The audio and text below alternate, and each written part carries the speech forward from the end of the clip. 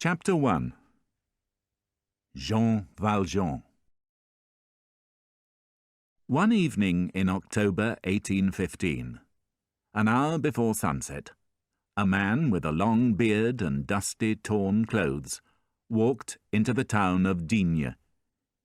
He was in his late 40s, of medium height, broad-shouldered and strong. A leather cap half hid his face, which was sunburnt and shining with sweat. His rough yellow shirt was unbuttoned, revealing a hairy chest. On his back was a heavy soldier's bag, and in his hand was a large wooden stick. The townspeople, who had never seen him before, watched with interest as he stopped for water at a fountain. Children followed him to the marketplace, where he stopped for more water at another fountain. He then crossed the square towards an inn, and entered by the kitchen door.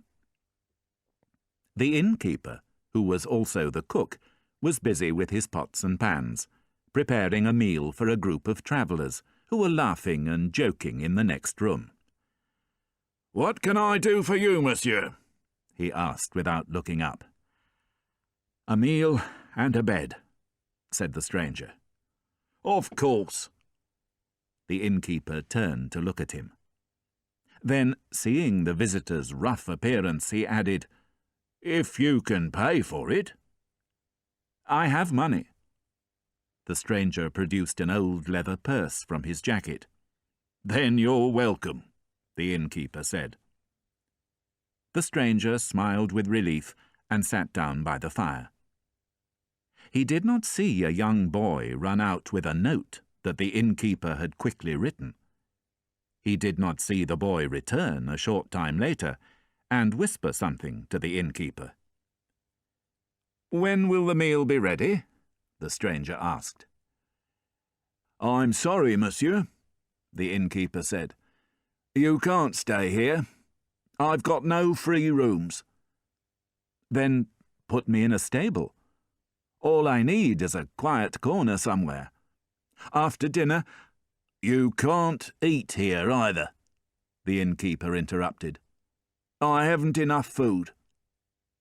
"What about all that food in the pots?" The innkeeper approached and, bending towards the man, said in a fierce whisper, "Get out. I know who you are. Your name is Jean Valjean. You've just been released from prison. I can't serve people like you here." The man rose without another word, picked up his bag and stick, and left.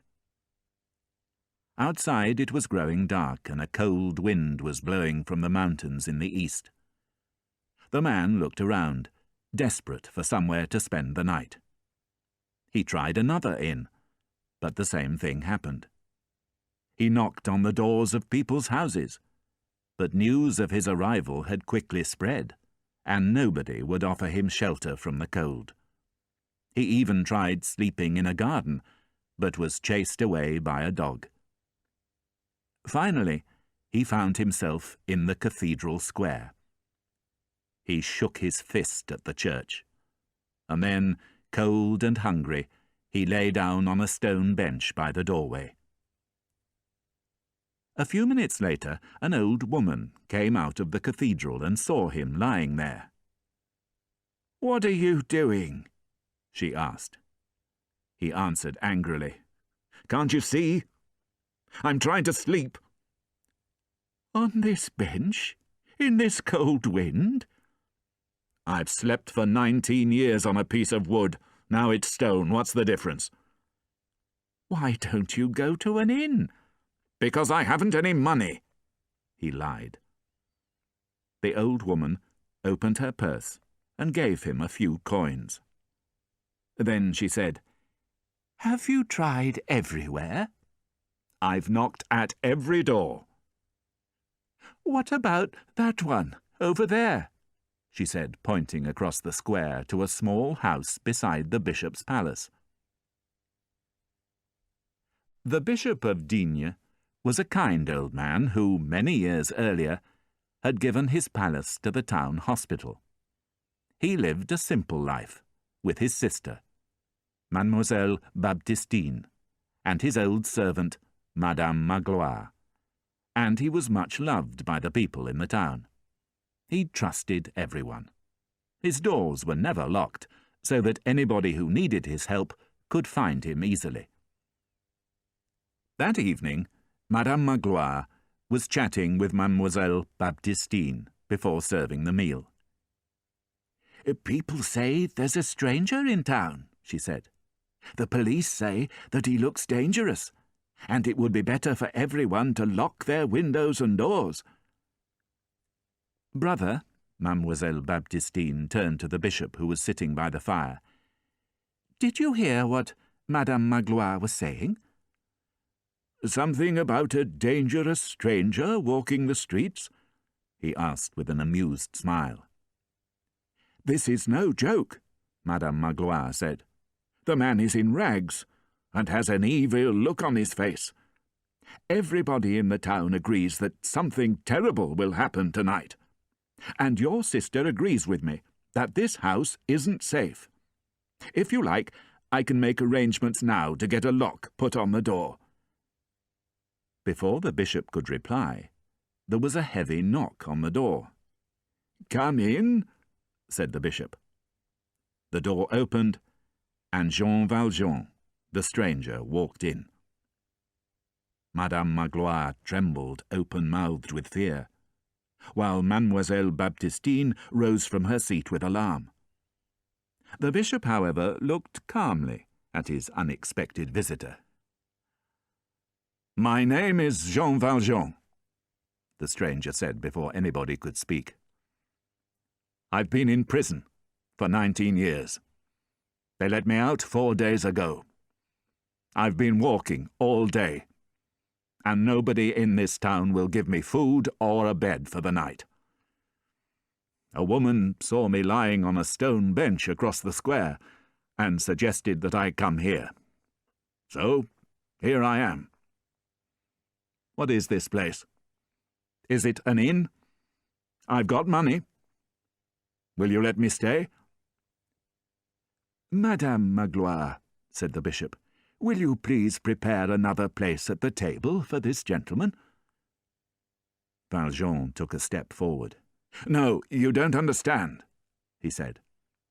"I've spent 5 years in prison for violent robbery. Another 14 years for trying to escape 4 times. I'm a dangerous man." "Madame Magloire," the bishop went on, "you must put clean sheets on the bed in the spare room." Madame Magloire, an obedient servant, left the room without protest. The bishop turned to the man. "Sit down and warm yourself, monsieur. Supper will soon be ready." Jean Valjean's face, which had been hard and fierce, suddenly softened. "You really mean it?" he asked, his voice trembling with childish excitement. "You'll let me stay? I'm a dangerous criminal, but you called me monsieur. I don't believe it. May I ask your name, sir? Are you an innkeeper?" "I'm a priest," said the bishop, "and this is where I live." "A priest?" Valjean said, sitting by the fire. "So I don't have to pay?" "You can keep your money," the bishop replied. During dinner, Mademoiselle Baptistine looked at Valjean kindly while the bishop talked about the local cheese-making industry. Valjean was so hungry that at first he paid no attention to anyone. Soon, however, he began to relax and looked around the room. "This is not the house of a rich man," he thought, "and the travellers in the inn eat better than this." But then he looked at the table and saw the beautiful silver candlesticks, knives and forks. After dinner, the bishop said good night to his sister, picked up one of the 2 candlesticks, and handing the other to his guest, said, "I'll show you to your room, monsieur." Valjean followed the bishop upstairs into a bedroom. This was the bishop's bedroom. As he was following the bishop across the room, however, he noticed Madame Magloire putting the silver knives and forks in a cupboard by the bed. The bishop showed his guest into the spare room. "Sleep well," he said. "Before you leave tomorrow, you must have a bowl of warm milk from our cows." Valjean was so tired that he fell asleep, fully dressed, on top of the sheets. But he didn't sleep for long. When he woke up, the cathedral clock was striking 2. But he had not woken because of this. He had woken because the bed was too comfortable. He had not slept in a proper bed for 20 years. Unable to return to sleep, he gazed into the darkness, thinking about the past 20 years. Life had been unjust to him, and he was angry. In 1795, he had lost his job as a tree cutter. At that time, he was looking after his sister, whose husband had died, and her 7 children. Out of work, and with no food in the house, he had been arrested for trying to steal a loaf of bread. Now, at last, he was free. But he felt bitter and angry about his lost years. The world had been unfair to him, and he wanted revenge. Then, remembering the silver on the bishop's table, he had an idea. He sat up, swung his feet to the floor, and slowly stood up. The house was silent. He moved carefully towards the window and looked out. The night was not very dark. There was a full moon, hidden from time to time by large clouds, moving quickly across the sky. After studying the garden, he decided that escape would be easy. He turned back to the room, picked up his bag, and took out a short iron bar, sharpened at one end. He then put his shoes into the bag, and grasping the iron bar in his right hand, he moved quietly towards the door of the bishop's bedroom. It was half open. The bishop had not closed it. Valjean stood listening. There was no sound. He gave the door a gentle push and crept into the bedroom. Just as he reached the side of the bishop's bed, the moon came out from behind a cloud and filled the room with light. Valjean gazed down at the bishop's gentle, sleeping face and felt a kind of terror. He had never before seen such peace, such kindness, such trust. He suddenly turned away and moved quickly to the cupboard.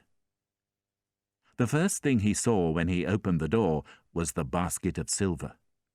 He grabbed it, hurried back to the spare bedroom, picked up his stick and bag, climbed out of the window, emptied the silver into his bag, and threw the basket into the garden.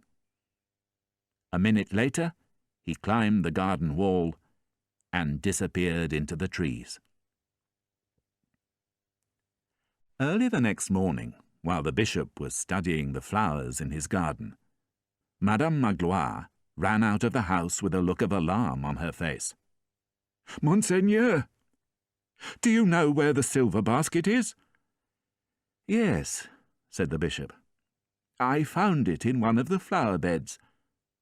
"But it's empty," she cried. "Where's the silver?" "Oh, you're worried about the silver. I don't know where that is." "Heaven save us!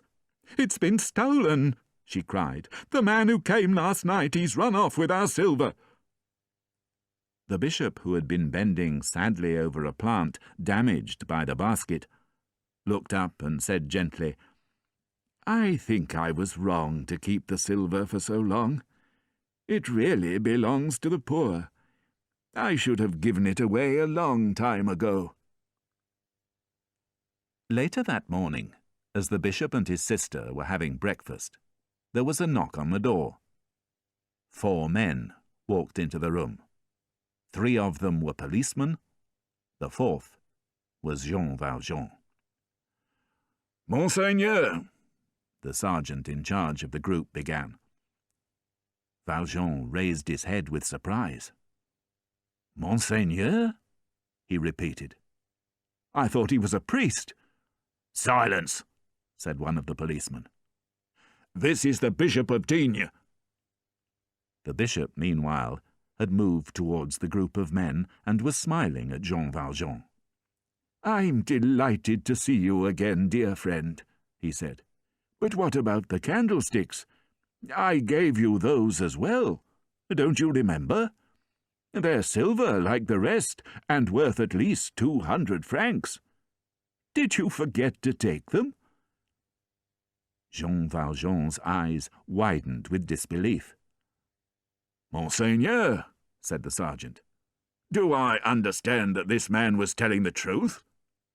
We found this silver in his bag, and he told you, the bishop finished the sentence for him, that an old priest had given it to him. Yes, he was telling the truth. So, this man isn't a thief? The sergeant looked as surprised as Valjean. Not at all. So, you can let him go at once. The policeman let go of Valjean's arms. He moved his feet nervously, uncertain of what to say at first. Then he murmured, Am I really free to go? Of course, said the bishop. But this time you mustn't forget your candlesticks. He fetched them from a shelf and gave them to Valjean. Now, go in peace, he said softly. The policeman left, but Valjean did not move. He did not know what to think. The bishop walked up to him and said in a low voice, Don't forget that you've promised to use the money to make yourself an honest man. Valjean, who did not remember having made such a promise, was silent. Jean Valjean, the bishop continued, I've bought your soul from the devil and have given it to God. Jean Valjean left the town and ran into the countryside, blindly following lanes and paths, not realizing that he was running in circles. He was filled with a strange kind of anger, but he did not know why. Finally, as evening fell, he sat on the ground, exhausted, and gazed across the fields at the distant mountains, wishing that he was back in prison. When he had been angry at the world, he had felt calm and sure of himself. But now, for the first time in 20 years, a man had shown him great kindness, and he did not know what to feel. Suddenly he heard the sound of singing. A boy of about 10 years old was coming along a footpath with a small box on his back and dirty knees showing through holes in his trousers. As he sang, he threw a coin into the air and caught it before it fell. Not noticing Jean Valjean sitting by the side of the path, he threw the coin higher into the air. This time, however, he did not catch it, and it rolled along the ground towards Valjean, who immediately put his foot on it. The boy, unafraid, walked up to Valjean. "Please, monsieur, may I have my coin?" "What's your name?" asked Valjean. "Petit Gervais," said the boy, smiling trustfully. "I'm a chimney sweep, and that money's all I have." "Go away," said Valjean. "Please, monsieur, that's my money." Valjean lowered his head and did not reply. "My money!" the boy cried. "My piece of silver, my coin!" Valjean seemed not to hear him. The boy seized his collar and shook him. "I want my money!" he cried. Valjean slowly raised his head and stared with a sort of amazement at the child. Then, reaching for his stick, he said, "Go to hell!" The boy, suddenly afraid of the mad, fierce look in Valjean's eyes, turned and ran. Valjean stood for some time gazing emptily around him at the sunset and the shadows moving in on him. Suddenly he shivered, as if he had become aware for the first time of the icy wind. He bent down to pick up his bag, but, as he did so, he caught sight of the silver coin, half buried by his foot in the earth. It affected him like an electric shock. "What's that?" he murmured. He stared at the coin with a look of puzzlement, as if he were trying to remember something. Then, with a sudden movement, he bent down and picked it up. He looked around, but could see nothing in the darkness, just a purple mist rising slowly from the fields. He called the boy's name, but there was no reply. Within minutes he was running along the path, shouting, "Petit Gervais! Petit Gervais!" There was still no reply. A short time later he met a priest on horseback. "Have you seen a boy go by?" he asked. The priest shook his head. "No. Why do you ask?" Valjean produced 2 5-franc pieces and gave them to the priest. "This is for your poor, monsieur. He was a boy of about 10, a chimney sweep. Monsieur, you must report me to the police. I'm a thief. I stole money from him. Here, let me give you more money." But before Valjean could produce more coins, the priest rode away in terror. Valjean looked for the boy for another hour, running along the path, calling out his name, but with no success. Finally he stopped and sat exhausted on a rock. Then, his heart full of grief for what he had done, he buried his face in his hands, and for the first time in 19 years, he cried. Chapter 2. Fantine. On a spring evening in 1818, in the village of Montfermeil, not far from Paris, 2 little girls were playing on a swing outside a small inn. Their mother, a big, red-haired woman with a plain face, sat on the doorstep of the inn watching them. "You have 2 very pretty children, madame," a voice said from close beside her. The woman looked round and saw a young woman with a child sleeping peacefully in her arms. The mother was young and pretty, but she looked poor and unhappy. She did not smile, and lines of sadness ran down the side of her pale cheeks. Her clothes were old and dirty, and she wore a tight, plain cap over her beautiful blonde hair. "Thank you," said the woman. "Why don't you sit down for a minute? You look tired." When the young woman had sat down next to her, the red-haired woman introduced herself. "My name's Thénardier. My husband and I manage this inn."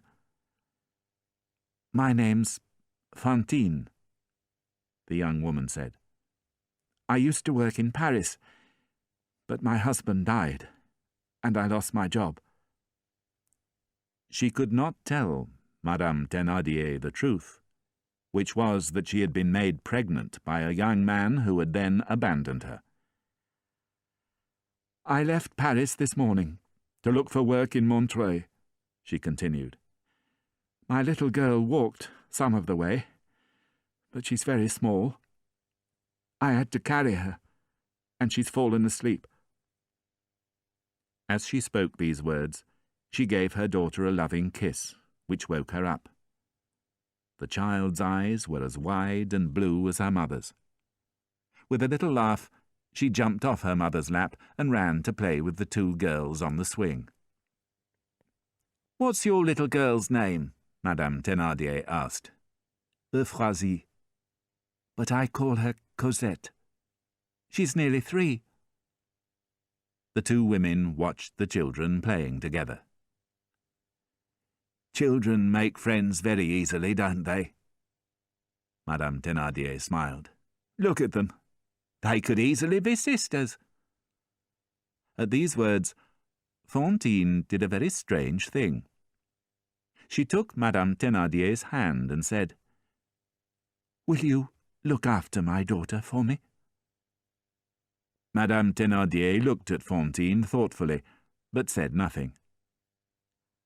"I can't take her with me," Fantine continued. "I have to find work, and that's not easy with a child but no husband. As soon as I find a job, I'll come and fetch her. Will you do that for me? I could pay 6 francs a month." Madame Thénardier still said nothing. But a man's voice from inside the house called, "We'll take 7 francs a month and 6 months in advance." Fantine agreed. "And another 15 francs for extras," called the man. "You will have them," said Fantine, assuming that she was talking to Madame Thénardier's husband. "I have 80 francs. "Does the child have enough clothes?" the man asked. "She has some beautiful clothes," Fantine replied. "Plenty of everything, and silk dresses like a lady. They're all in my bag." The man's face finally appeared in the doorway. "Then we agree to look after her for you," he said. The next morning, Fantine kissed her daughter goodbye and left for Montreuil, crying as if her heart would break. "This money will be useful," Thénardier said to his wife. "Now I can pay off all my debts and stay out of prison. I'm proud of you. You set a very clever trap." "Without even intending to," his wife replied. 1 month later, Thénardier was short of money again, so he took Cosette's beautiful silk clothes to Paris and sold them for 60 francs. The couple dressed Cosette in rags and gave her very little food, which they made her eat from a wooden bowl under the table. The dog and the cat, who ate with her, were her only companions. Fantine, meanwhile, found work in Montreuil and asked for news of her daughter every month. The Thénardiers always replied that she was in good health and very happy. At the end of the year, however, Thénardier was not happy with just 7 francs a month. He demanded 12, and Fantine paid without protest, happy that her daughter was being well cared for. The Thénardiers, who were loving and gentle to their own daughters, Éponine and Azelma, treated Cosette like a slave. They made her get up before dawn every day and do all the dirty jobs around the house, while Éponine and Azelma wore pretty clothes and played with dolls. By the age of 5, Cosette had become a thin, pale-faced, silent child. Misery had made her ugly, and only her beautiful blue eyes remained. The Thénardiers did not feel guilty about treating Cosette badly, because Fantine had stopped sending them regular payments. "The child is lucky to have a home at all," they told everybody. "Without us, she'd be living on the streets." When Fantine first arrived in Montreuil, she had immediately found work in a factory. She rented a small room, sent money regularly to the Thénardiers, and for a short time was almost happy. She forgot many of her problems and dreamt only of Cosette and her plans for the future. But her happiness did not last long. Although she was careful to say nothing about her daughter to anyone, other women at the factory soon discovered her secret. An unmarried woman with a child was a terrible thing in those days, and Fantine lost her job. She tried to find work as a servant, but no one would employ her. She finally managed to earn a little money sewing shirts, but she was unable to send money regularly to the Thénardiers. That winter, Fantine saved money by not having a fire, and developed a small, dry cough. By the following winter, her debts had increased. The Thénardiers wrote her a frightening letter in which they told her that Cosette had no clothes, and that they needed 10 francs immediately to buy her a new dress. Fantine, who did not have 10 francs, but who was afraid that her daughter would freeze to death, went to the barber's shop. She took out her comb and let her blonde hair fall down to her waist. "Such beautiful hair," the barber said. "How much will you give me for it?" Fantine asked. 10 francs. "Then cut it off." After selling her hair to the barber, Fantine was able to buy a woolen dress, which she sent to the Thénardiers. The Thénardiers, however, were very angry. They had wanted money, not clothes. They gave the dress to their daughter Éponine, and Cosette went on shivering. A few weeks later, Fantine received another letter from the Thénardiers. This time, they wanted 40 francs, because Cosette was very ill and urgently needed medicine. Fantine felt desperate. She did not know how to obtain such a large sum of money. As she was wandering around the town, desperately trying to decide what to do, she noticed a crowd of people in the market square. She approached them without thinking, and discovered that they had gathered around a travelling dentist. Forgetting her troubles for a moment, she smiled at the dentist's humorous efforts to sell the people of Montreuil false teeth. Suddenly, the dentist saw her. "You've got lovely teeth," he said. "If you sold me your 2 front teeth, I'd pay you 40 francs. Fantine ran home, upset and disgusted. "My hair will grow again," she thought, "but teeth would be gone forever." But then she thought about her daughter, and her own appearance suddenly seemed unimportant. That evening she visited the dentist at the inn where he was staying, and allowed him to remove her teeth. Fantine could not sleep that night. She sat on her bed, cold and shivering, and looked at the 2 coins shining on the table. Then she gave a blood-stained smile. "I'm happy," she told herself. "My baby isn't going to die." Fantine earned less and less money from her sewing, and the Thénardiers demanded more and more money to look after Cosette. Fantine spent whole nights crying. What could she do? She had sold her hair and her teeth. What else could she sell? And then she decided that she had no other choice. She would have to sell herself. She became a prostitute. Chapter 3. Monsieur Madeleine. One winter's evening, a toothless woman with a grey face and flowers in her hair was arrested for attacking a man in the street.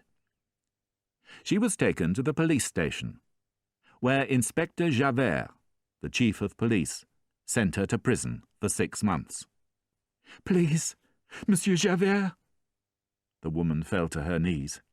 "I owe 100 francs. If I don't pay, my little girl will lose her home and be thrown out onto the streets. Please don't send me to prison." Javert listened to her coldly, then ordered a policeman to take her away. While the policeman was trying to drag her to her feet, however, a voice from the shadows said, "One moment, please." Javert looked up and saw Monsieur Madeleine, one of the most important people in the town.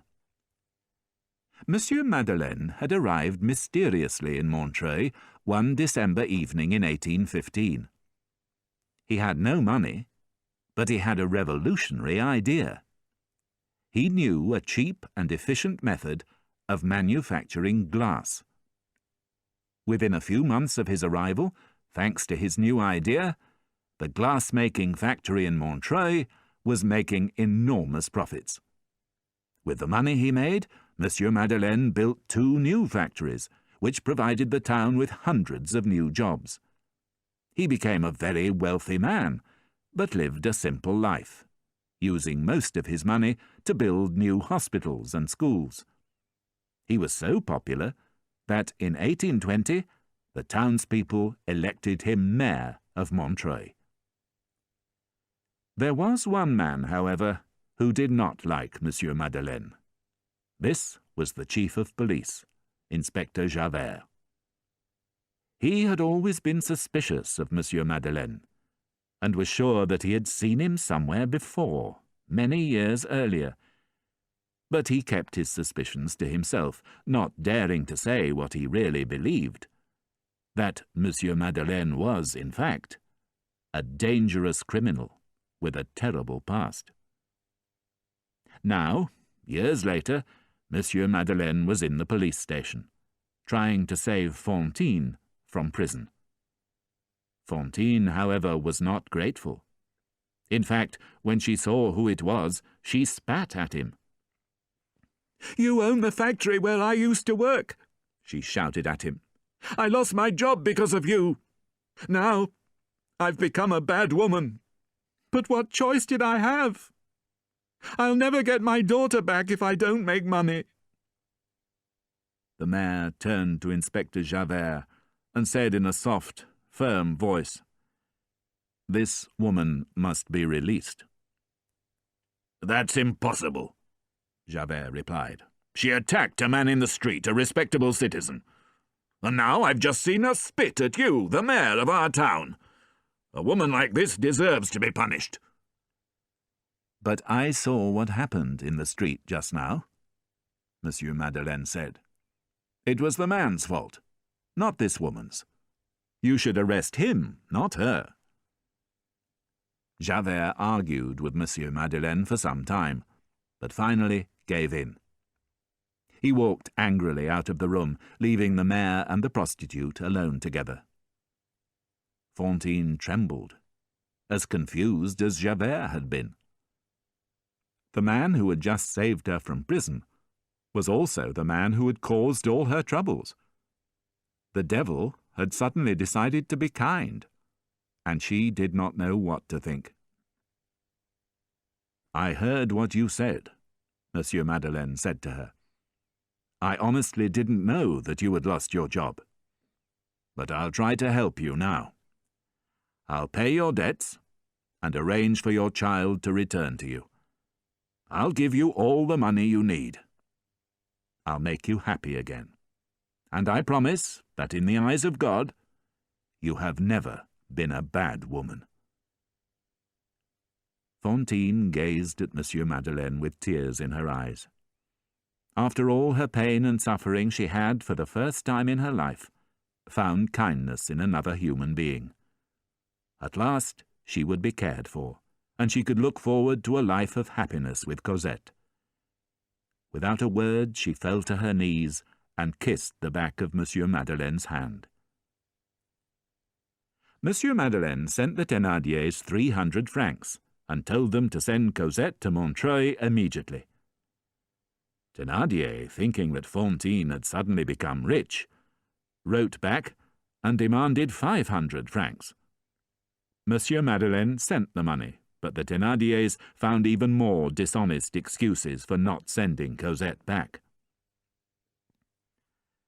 The weeks passed, and although she was happier than she had been for a long time, Fantine caught a fever. Months of poverty and misery had made her ill, and she soon became so weak that she was unable to leave her bed. "When shall I see Cosette?" she kept asking Monsieur Madeleine when he visited her. "Very soon," he would reply, and her pale face would light up with joy. One morning, as Monsieur Madeleine was making preparations to leave for Montfermeil and to fetch Cosette himself, he had a visitor. Inspector Javert walked into his office. and stood in silence, waiting for him to look up from his work. "Well, Javert, what is it?" Monsieur Madeleine finally said. "I've come to apologize, Monsieur Madeleine," the inspector replied. "What are you talking about?" "I've treated you unjustly. I was angry with you 6 weeks ago when you told me to release that woman. I wrote to the police headquarters in Paris and told them about you." "Told them what about me?" "Forgive me, Monsieur Madeleine, but I believed you were a man called Jean Valjean. He was a prisoner I saw 20 years ago when I worked at a prison in Toulon. After being released from prison, this Valjean stole some silver from the Bishop of Digne and robbed a small boy on a public footpath. We tried to catch him, but he disappeared. When you arrived in Montreuil, I felt sure that you were this man. But now I know I was wrong, and I'm sorry. You will, of course, dismiss me from my job, as I've shown that I don't deserve your trust." Monsieur Madeleine, looking hard at Javert without expression, said quietly, "I'm afraid I don't understand." "The police headquarters in Paris told me that Jean Valjean was arrested last autumn for stealing apples," Javert explained. "He'd changed his name to Champmathieu, and had lived for several years in the village of Ailly-aux-Cloches. 2 ex-prisoners from Toulon recognized him as Jean Valjean. I visited the man in Arras prison, and I saw for myself that he is indeed Jean Valjean. Of course, he denies everything, but that's not surprising. If he's found guilty of stealing from the bishop, who, as you know, died a couple of years ago, and of robbing the small boy, he'll spend the rest of his life in prison."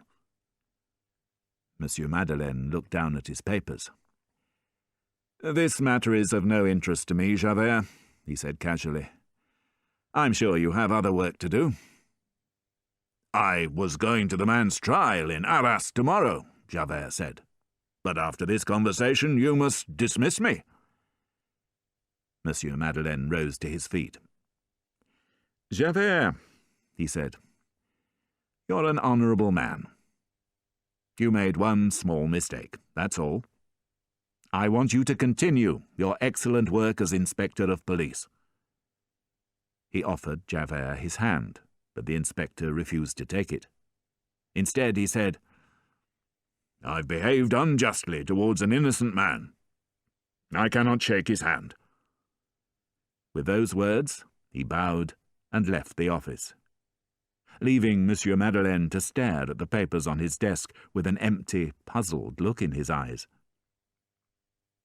That afternoon, Monsieur Madeleine visited Fantine. She had a high fever and was coughing badly, but she still had only one thing on her mind. "Cosette?" she asked him. "Very soon," he assured her. He sat by her bed for an hour, and then, having told the nurses to look after her, he returned to his home. He stayed awake all night, thinking of Javert's story about Champmathieu. The reader has probably already realized that Monsieur Madeleine was really Jean Valjean, and Monsieur Madeleine, as we shall continue to call him for this part of the story, knew that he could not let Champmathieu go to prison for crimes he had not committed. He knew, although he was not happy to admit this, that he would have to go to Arras and tell the truth. He would lose everything that he had worked so hard to achieve. He would also have to break his promise to Fantine about bringing Cosette from Montfermeil. But what choice did he have? The truth was more important than anything else. The next morning, Monsieur Madeleine set off on the long journey to Arras. It took him more than 12 hours, and when he arrived, he discovered that Champmathieu's trial had already started. The courtroom was full, but because he was such an important man, Monsieur Madeleine was allowed to sit behind the judge's chair. He watched as several witnesses swore on the Bible that the man standing before the judge was Jean Valjean. Champmathieu, a large, simple-minded man, denied everything when his chance came to speak. But the crowd thought he was trying to be funny. The courtroom filled with laughter, and Champmathieu began to laugh himself, which did him no good at all. Finally, having heard all the evidence, the judge called for silence. He was preparing to announce his decision when Monsieur Madeleine, pale and trembling, stood up and said, "That man is not Jean Valjean." An excited whisper went around the courtroom as everybody recognized Monsieur Madeleine. Monsieur Madeleine waited for the whispers to stop, before announcing in a loud, clear voice that he was Jean Valjean. At first, no one believed him, but he managed to persuade the court by skillfully questioning each of the witnesses, revealing personal information that only the real Jean Valjean could have known. When he had persuaded the court of the truth of his confession, he was faced with a shocked but respectful silence. "I must leave now," Monsieur Madeleine finally said. "I have important business to attend to. You know where to find me, and I shall not try to escape." Everybody stood to one side to let him pass as he made his way towards the door. When he had gone, the judge immediately allowed Champmathieu to leave the court a free man. Champmathieu went home in a state of total confusion, thinking all men mad and understanding nothing of what had happened. At dawn the next day, Monsieur Madeleine entered Fantine's room. "How is she?" he asked the nurse who was watching her as she slept. "She seems better. She's looking forward to seeing her child." "I haven't brought the child with me," Monsieur Madeleine said. "Then what can we say to her when she wakes up?" The nurse looked suddenly worried. "It will destroy her if she doesn't see her child now, after you promised to bring her." "God will guide me," Monsieur Madeleine sighed. For some time Monsieur Madeleine sat by the bedside and watched Fantine while she slept. She was breathing with great difficulty, but her face looked peaceful and calm. Suddenly she opened her eyes and saw Monsieur Madeleine. "Cosette?" she asked, with a soft smile. "Later," Monsieur Madeleine said gently, taking her hand. "You're too weak to see her at the moment. First you must get well." Fantine smiled and began to talk dreamily about her future life with her daughter and how happy they would be together. But suddenly her face froze, and she stared with horror at the door. Monsieur Madeleine, who was holding her hand, turned and saw Inspector Javert.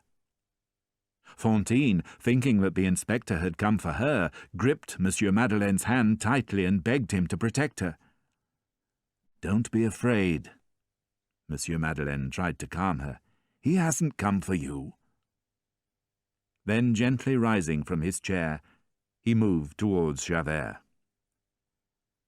"I know what you've come for," he said quietly so that Fantine wouldn't hear. "But give me 3 days. Please. That's all I ask. 3 days to fetch this unfortunate woman's child. I'll pay anything you like." "Do you think I'm stupid?" Javert gave an unpleasant laugh. 3 days to escape, you mean?" Fantine, who had heard what Monsieur Madeleine said despite his efforts to speak quietly, began to tremble. "To fetch my child?" she cried. "Isn't she here? Nurse, answer me. Where's my little Cosette?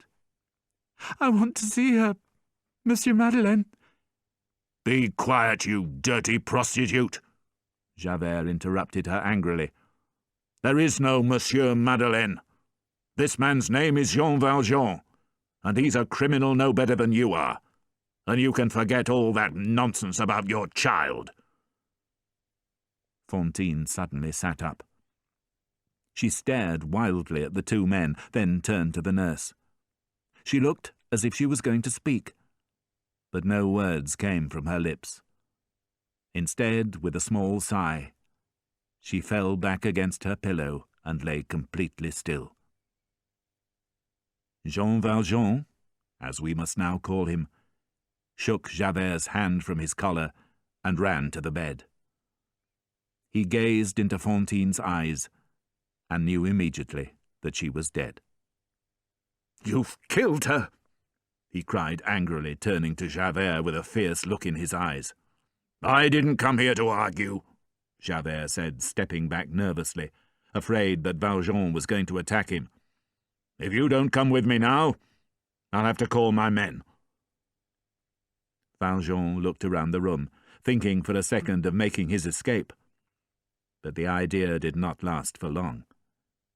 He turned again to Fantine and looked for one last time at her sad, pale face and empty blue eyes. Bending down, he closed her eyes and pressed his lips against her forehead. Then he rose and turned back to Javert. "I'm ready now," he said. News of Monsieur Madeleine's arrest spread quickly around the town. Most people pretended not to be surprised. "We always knew there was something strange about him," they said. 2 days after his arrest, Jean Valjean escaped from prison. The bars of his window had been broken during the night. Again, most people pretended not to be surprised. "It takes more than a small-town prison to hold a man as strong as that," they all agreed. Chapter 4. The Man in the Long Yellow Coat. Christmas 1823 was especially lively and colourful in the village of Montfermeil. Entertainers and traders from Paris set up their stalls in the streets, and business at the Thénardiers' inn was very good. While guests and visitors ate and drank noisily, Cosette, now 8 years old, sat in her usual place under the kitchen table. Dressed in rags, she knitted woolen stockings for Éponine and Azelma. One evening, Madame Thénardier ordered Cosette out into the cold to fetch water. The nearest water supply was halfway down the wooded hill on which Montfermeil stood, and Cosette hated fetching water, especially in the dark. Miserably, she picked up a large empty bucket that was almost as big as she was, and was walking with it to the door when Madame Thénardier stopped her. "Buy some bread on the way," she said, giving the girl some money. Cosette took the coin, put it carefully in her pocket, and left. She was cold and hungry as she dragged the bucket behind her along the crowded street. But she could not resist stopping in front of one of the stalls. It was like a palace to her, with its bright lights, shining glass, and pretty objects. But the object that most attracted Cosette's attention was a large golden-haired doll in a beautiful long pink dress. All the children in Montfermeil had gazed with wonder at this doll, but nobody in the village had enough money to buy it. Cosette gazed at the doll for several minutes, but remembering her job, she sighed and continued on her way. She had soon left the colourful lights and the happy laughter of the village behind her, and was running down the hill into the frightening darkness of the wood. Finding the stream, she bent forward and began to fill her bucket. She did not notice the coin that Madame Thénardier had given her for the bread fall out of her pocket into the water. When the bucket was full, she gripped the handle with her tiny frozen hands and tried to pull it back up the hill. But the bucket was so heavy that after a dozen steps she had to stop for a rest. She managed a few more steps and stopped again. Her progress became slower and slower. She was almost at the end of her strength, and she was still not out of the wood. Leaning against a tree, she cried aloud, "Oh, God, help me! Please, dear God!" Suddenly, an enormous hand reached down from the sky and took the bucket of water from her. Looking up, Cosette saw a huge, white-haired man standing next to her. He looked very strange, with his tall black hat and long yellow coat. "This is a very heavy bucket for such a small child," he said gently, looking down at her from his great height. For some reason, Cosette was not afraid. There was something about his eyes, filled with a strange sadness, that she liked and trusted. She let him carry the bucket up the hill, and as they walked back towards the village, she told him everything about her life with the Thénardier. The old man listened with great interest, and asked her many questions. As they were approaching the inn, Cosette turned to him and said, "May I have the bucket now? If Madame Thénardier sees that someone has been helping me, she'll beat me." The old man gave her the bucket, and they entered the inn together. "What took you so long?" Madame Thénardier said angrily when she saw the little girl. "This gentleman wants a room for the night," Cosette said, trembling with fear, expecting to be beaten. Madame Thénardier glanced at the old man without interest. She could tell from his clothes that he probably had no money. "I'm sorry, the rooms are full," she said. "I can pay the price of a room," the old man said. 40 sous, Madame Thénardier replied, although the usual price was 20. 40 sous, the man agreed. He sat down, and Cosette, after serving him some wine, returned to her place under the table. But before she could start her knitting, she heard Madame Thénardier's angry voice demanding, "Where's the bread I told you to get?"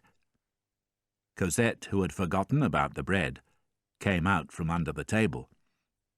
"The baker's was shut," she lied. "Well, give me back the money." Cosette felt in her pocket and suddenly went pale. The coin was not there. "I'm waiting," Madame Thénardier said threateningly.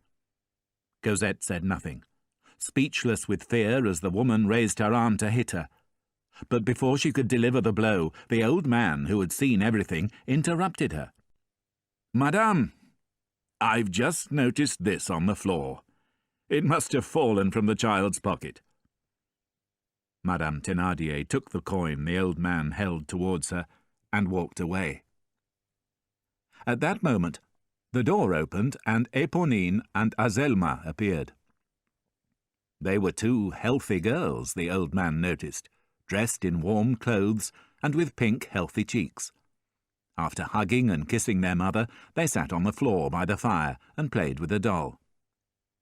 Cosette, who had returned to her place under the table, looked up from her knitting and watched them sadly. A short time later the girls grew bored with their game. They left the doll on the floor and went off to play with a baby cat. Cosette, checking that no one was watching, reached out and picked up the doll. She turned her back on the room and began to play with it, hoping that no one could see what she was doing. Her happiness did not last long, however. The two girls, when they saw Cosette with their doll, ran crying to their mother. Madame Thénardier rushed across the room towards Cosette, who, afraid that she would be punished, put the doll gently on the floor and began to cry. "What's the matter?" the old man said, rising to his feet. "Can't you see?" Madame Thénardier said, red with anger. "That nasty little girl, who isn't even my own daughter, who I feed and look after out of the kindness of my heart, has been playing with my daughter's doll." "I don't understand," the old man said. "She's touched it with her dirty hands." Then, hearing Cosette crying, She turned to the little girl and shouted, "Stop that noise!"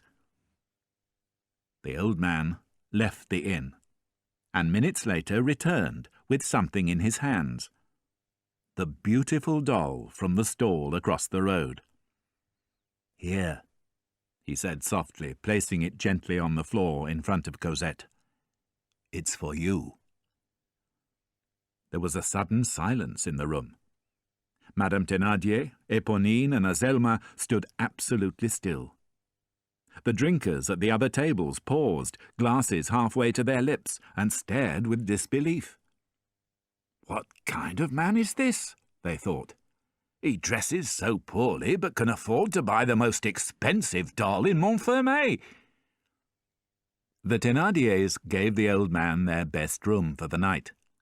The next morning they gave him the bill, charging him 3 times the usual price for a meal and a bed for the night. They waited nervously while the man studied the bill carefully, expecting him to complain or cause trouble. Finally, he looked up from the bill without expression and said, "Tell me, is business good here in Montfermeil?" "Times are very hard," Madame Thénardier replied immediately. "This is a poor country. I don't know how we would manage without the occasional rich and generous traveller like yourself. We have so many expenses. That child, for instance, you've no idea how much she costs. We have our own daughters to look after. I can't afford to look after other people's children too." "What would you say," the old man said after a moment's thought, "if I offered to take the child from you?" "Oh," Madame Thénardier's face brightened. "That would be wonderful." "Just a minute," her husband said. "We love that child very much. It's true we're poor, and we have bad debts, but love is more important than money." "How much do you need?" the old man asked, taking an old leather wallet from the pocket of his coat. 1,500 francs, Thénardier, who had already done his arithmetic, replied. The old man put 3 500-franc notes on the table and said, without smiling, "Now fetch Cosette." When Cosette came downstairs, the old man gave her new clothes to wear, a black woolen dress, black stockings, scarf, and shoes. Half an hour later, the people of Montfermeil saw an old man in a tall hat and long yellow coat walking along the road to Paris, hand in hand with a little girl dressed completely in black. No one knew the man, and because she was carrying an expensive doll and was no longer wearing rags, not many recognized Cosette. Cosette was leaving at last. She did not know where to or with whom. But as she held the old man's hand, she gazed wide-eyed at the sky. She had the strange but comforting feeling that she was somehow travelling closer to God. Chapter 5. Valjean and Cosette. Somewhere on the outskirts of Paris, Jean Valjean stopped outside a large ancient building with damp walls. He took a key from the pocket of his long yellow coat and opened the old wooden door. He then carried Cosette, who was sleeping in his arms, along a dark corridor and up some stairs to the room he had rented since his escape from Montreuil. There was not much furniture in the room, just an old bed, a mattress on the floor, a table, some chairs, and a lighted stove. A street lamp shone through the only window, lighting the dark interior of the room. Valjean laid Cosette on the bed without waking her. He lit a candle and sat by the bed, watching her while she slept. He felt sad that Fantine had not lived to see her child again, but happy that he had been able to rescue her child from the terrible Thénardiers. He bent and kissed the sleeping child's forehead, just as 9 months earlier he had kissed her mother's. The next morning, Cosette opened her eyes and immediately started to get out of bed. "I'm coming, madame," she yawned, blinded by the bright winter sunlight that was shining into the room. Then, as her eyes adjusted to the light, she saw the kind old face of Jean Valjean looking down at her, and she relaxed. "Of course," she cried with joy. "It's all true. I was afraid that it was just a dream." She hugged her doll and asked Valjean hundreds of questions. Finally she asked him, "Do you want me to sweep the floor?" "No," he said. "I just want you to enjoy yourself." The December days passed in great happiness for Cosette and for Jean Valjean too. For 25 years he had been alone in the world. Nothing had ever touched his heart until he had rescued Cosette. Now he discovered the greatest joy he had ever known by just standing beside her bed and looking at her innocent, trusting little face. He had discovered love. After escaping from Montreuil, Jean Valjean had taken all his money from the bank and buried it in a forest near Montfermeil. Although he was rich, he had chosen a room in a poor part of Paris where nobody would find him. His only neighbour was an old woman who did his housework and kept his stove burning. Paying her 6 months in advance, he told her that he was a ruined Spanish gentleman and that the little girl was his granddaughter. Weeks passed, and the two lived happily. Valjean gave Cosette lessons in reading and writing, and spent hours watching her as she dressed and undressed her doll. To avoid being seen, he never went out during the day. He walked for a couple of hours every evening, sometimes alone, sometimes with Cosette. He often gave money to beggars, which was unwise because he soon became known in the area as the beggar who gives money to beggars. One evening towards the end of winter, Valjean gave some money to a beggar sitting under a street lamp outside a church. The beggar raised his face and stared hard at Valjean for just a second, then quickly bowed his head. This gave Valjean a shock. Although he had only seen the beggar's face for a second, it had seemed strangely familiar. "I'm going mad," he thought as he walked home. The next evening he returned to the street lamp outside the church. The beggar was still there, in the same position, wearing the same clothes. This time Valjean spoke to him as he gave him some money. The beggar laughed and joked with him, and Valjean returned that evening a happier man. "I must have been dreaming yesterday," he laughed to himself. "But for a second there was something about the beggar's eyes that reminded me of Javert. How could I have thought such a thing? After speaking to him this evening, I can see that he doesn't look like the inspector at all."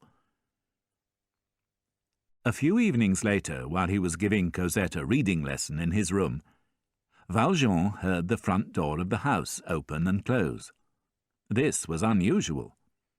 The old woman, the only other person who lived in the building, always went to bed before nightfall. Valjean signalled to Cosette to keep quiet. Someone was coming up the stairs. He blew out the candle, and just as he was kissing Cosette on the forehead, the footsteps stopped. Valjean did not move. He sat in his chair with his back to the door and held his breath. A few minutes later, having heard only silence, he turned round.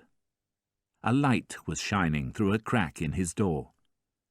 Someone with a candle was standing outside his room. Several minutes passed, and then the light disappeared. Valjean quietly lay down on the mattress on his floor, but he could not close his eyes all night. At daybreak, as he was falling asleep at last, he heard footsteps in the corridor outside his room again. Running to the door, he put his eye to the large keyhole and saw the back view of a man who was walking towards the stairs. A tall man in a long coat with a stick under his arm. Valjean's heart almost stopped beating, and he began to sweat. Javert, he breathed to himself. Valjean spent all day making preparations to leave. It was too dangerous for him and Cosette to stay there another night. That evening, he went downstairs and looked up and down the street. It seemed empty, although he could not see into the shadows behind the trees. He went back upstairs for Cosette, who was waiting for him patiently, holding her doll. "Come along," he said. "It's time to leave." Cosette took his hand and went with him down the stairs. There was a full moon, and this pleased Valjean as he moved quickly along the narrow streets. By keeping close to the walls in the shadows, he could clearly see what was happening in the light. After a while, he felt confident that he and Cosette were not being followed. But as the church bells of the city struck 11 o'clock, something made him look back.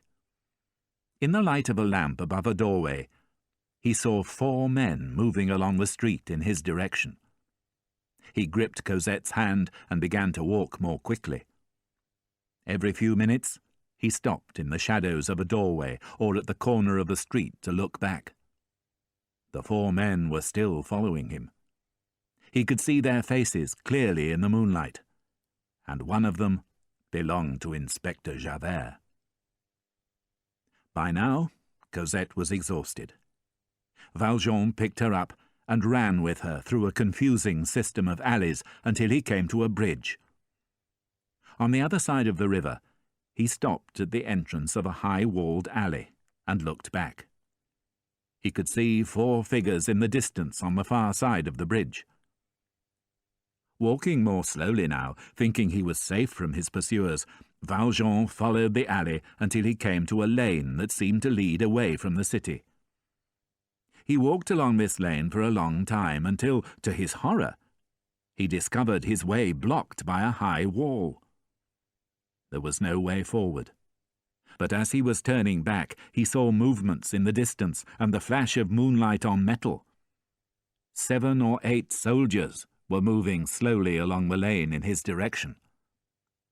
Valjean looked desperately for an escape from the alley, but could see none. On one side of him was a tall building, all its doors and windows covered with metal bars. On the other side, there was a wall, higher than a tree. He would be able to climb the wall on his own, but how could he carry Cosette? Suddenly he had an idea. He ran to a nearby street light and pulled some wire from a metal box at its base. He tied one end of the wire around Cosette's waist, climbed the wall, and, with great difficulty, pulled the girl up behind him. He was only just in time. There was a tree on the other side of the wall, and Valjean carried Cosette down into its branches, just as the soldiers arrived. "He must be here," he heard Javert's voice clearly on the other side of the wall. "He can't have escaped. There's no way out." At last, the soldiers gave up their search and went back in the direction they had come. Valjean hugged Cosette tightly with relief, knowing that at last they were both safe. Chapter 6. Marius. On the night after the Battle of Waterloo, in June 1815, a robber moved quietly around the battlefield, stealing money and jewellery from the bodies of dead soldiers. He saw a hand sticking out from a pile of dead men and horses, a gold ring on its middle finger shining in the moonlight. The robber took the ring, but as he turned to leave, the hand grabbed his jacket. The robber pulled the body from the pile of bodies and saw that he had rescued a French officer. The man had a terrible wound in his head, but he was still alive. "Thank you," the officer whispered. "You've saved my life. What's your name?"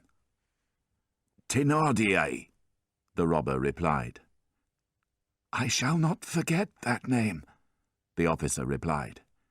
"And you must remember mine. My name's Pontmercy." Without another word, the robber took the wounded man's watch and purse and disappeared into the night.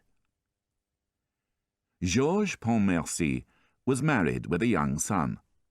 He survived the Battle of Waterloo, but unfortunately in the same year his wife died. His father-in-law, Monsieur Gillenormand, was a very wealthy man, but the two men hated each other. Monsieur Gillenormand hated everybody who liked Napoleon. He thought that Pontmercy was no better than a beggar, a penniless adventurer who only wanted his money. Pontmercy thought that Monsieur Gillenormand was an old fool. When his daughter died, Monsieur Gillenormand made Pontmercy an offer which he could not refuse. "You have no money, and I am rich," he said. "If you want to keep your son, Marius, I'll give you no money. But if you give the boy to me, and promise never to see him again, I'll look after him." Pontmercy, wanting his son to have a good life, had sadly given him to Monsieur Gillenormand, and never saw his son or father-in-law again. Marius grew up with his grandfather, and never knew his father. Monsieur Gillenormand always told him that his father had been no good, that he was a poor soldier and a drunk who had abandoned him after his mother's death. For many years Marius believed this, but when he was 17 years old, he learnt the truth. His father, a brave officer who had fought for Napoleon and nearly died at the Battle of Waterloo, had really loved him and his mother very much. Without telling his grandfather, Marius tried to contact his father, and finally discovered where he was living.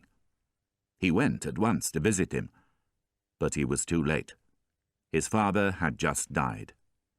A poor man, Georges Pontmercy had left his son nothing, apart from a letter. "For my son. My life was saved at Waterloo by a sergeant. His name was Thénardier. I believe that he recently managed a small inn in the village of Montfermeil, not far from Paris. If you ever find this man, I want you to help him in any way you can." Marius returned to Paris, but continued to visit his father's grave regularly, without telling his grandfather. One day, however, his grandfather discovered what he was doing. They had a big quarrel, and Monsieur Gillenormand ordered Marius to leave his house. For the next 3 years, Marius lived in a small room in an old damp-walled building on the outskirts of Paris. The same room that Valjean and Cosette had lived in 8 years earlier. He gave up studying law and earned his living by working in a bookshop and helping to write dictionaries. He did not earn very much money, but it was enough for the rent and simple meals. He rarely bought new clothes, but he was proud of the fact that he had never been in debt. His grandfather often tried to send him money, but Marius always returned it. He hated his grandfather for the unjust, cruel way he had treated his poor father. Life was hard for him, but he never forgot the promise he had made his father, that he would find Thénardier, the man who had saved his father's life, and help him in any way he could. Marius was a handsome young man, but he was also extremely shy. When girls looked at him and smiled, he thought they were laughing at his old clothes. In fact, they were attracted by his good looks, but he was not confident enough to realize this. As a result, he had no girlfriend, but he was happy with his books. "You shouldn't stay alone all the time," his good friend Enjolras said to him. "You should get out more. Give the girls a chance. They'd be good for you, Marius. Otherwise you'll turn into a priest." Marius paid little attention to his friend and continued his quiet life of work, study, and daily walks. While walking around his part of the city, Marius had noticed an elderly man and a young girl in the Luxembourg Gardens. They always sat next to each other on the same bench. The man, who was perhaps 60, had white hair and a serious but friendly-looking face. The girl, who was aged 13 or 14, always wore the same badly cut black dress.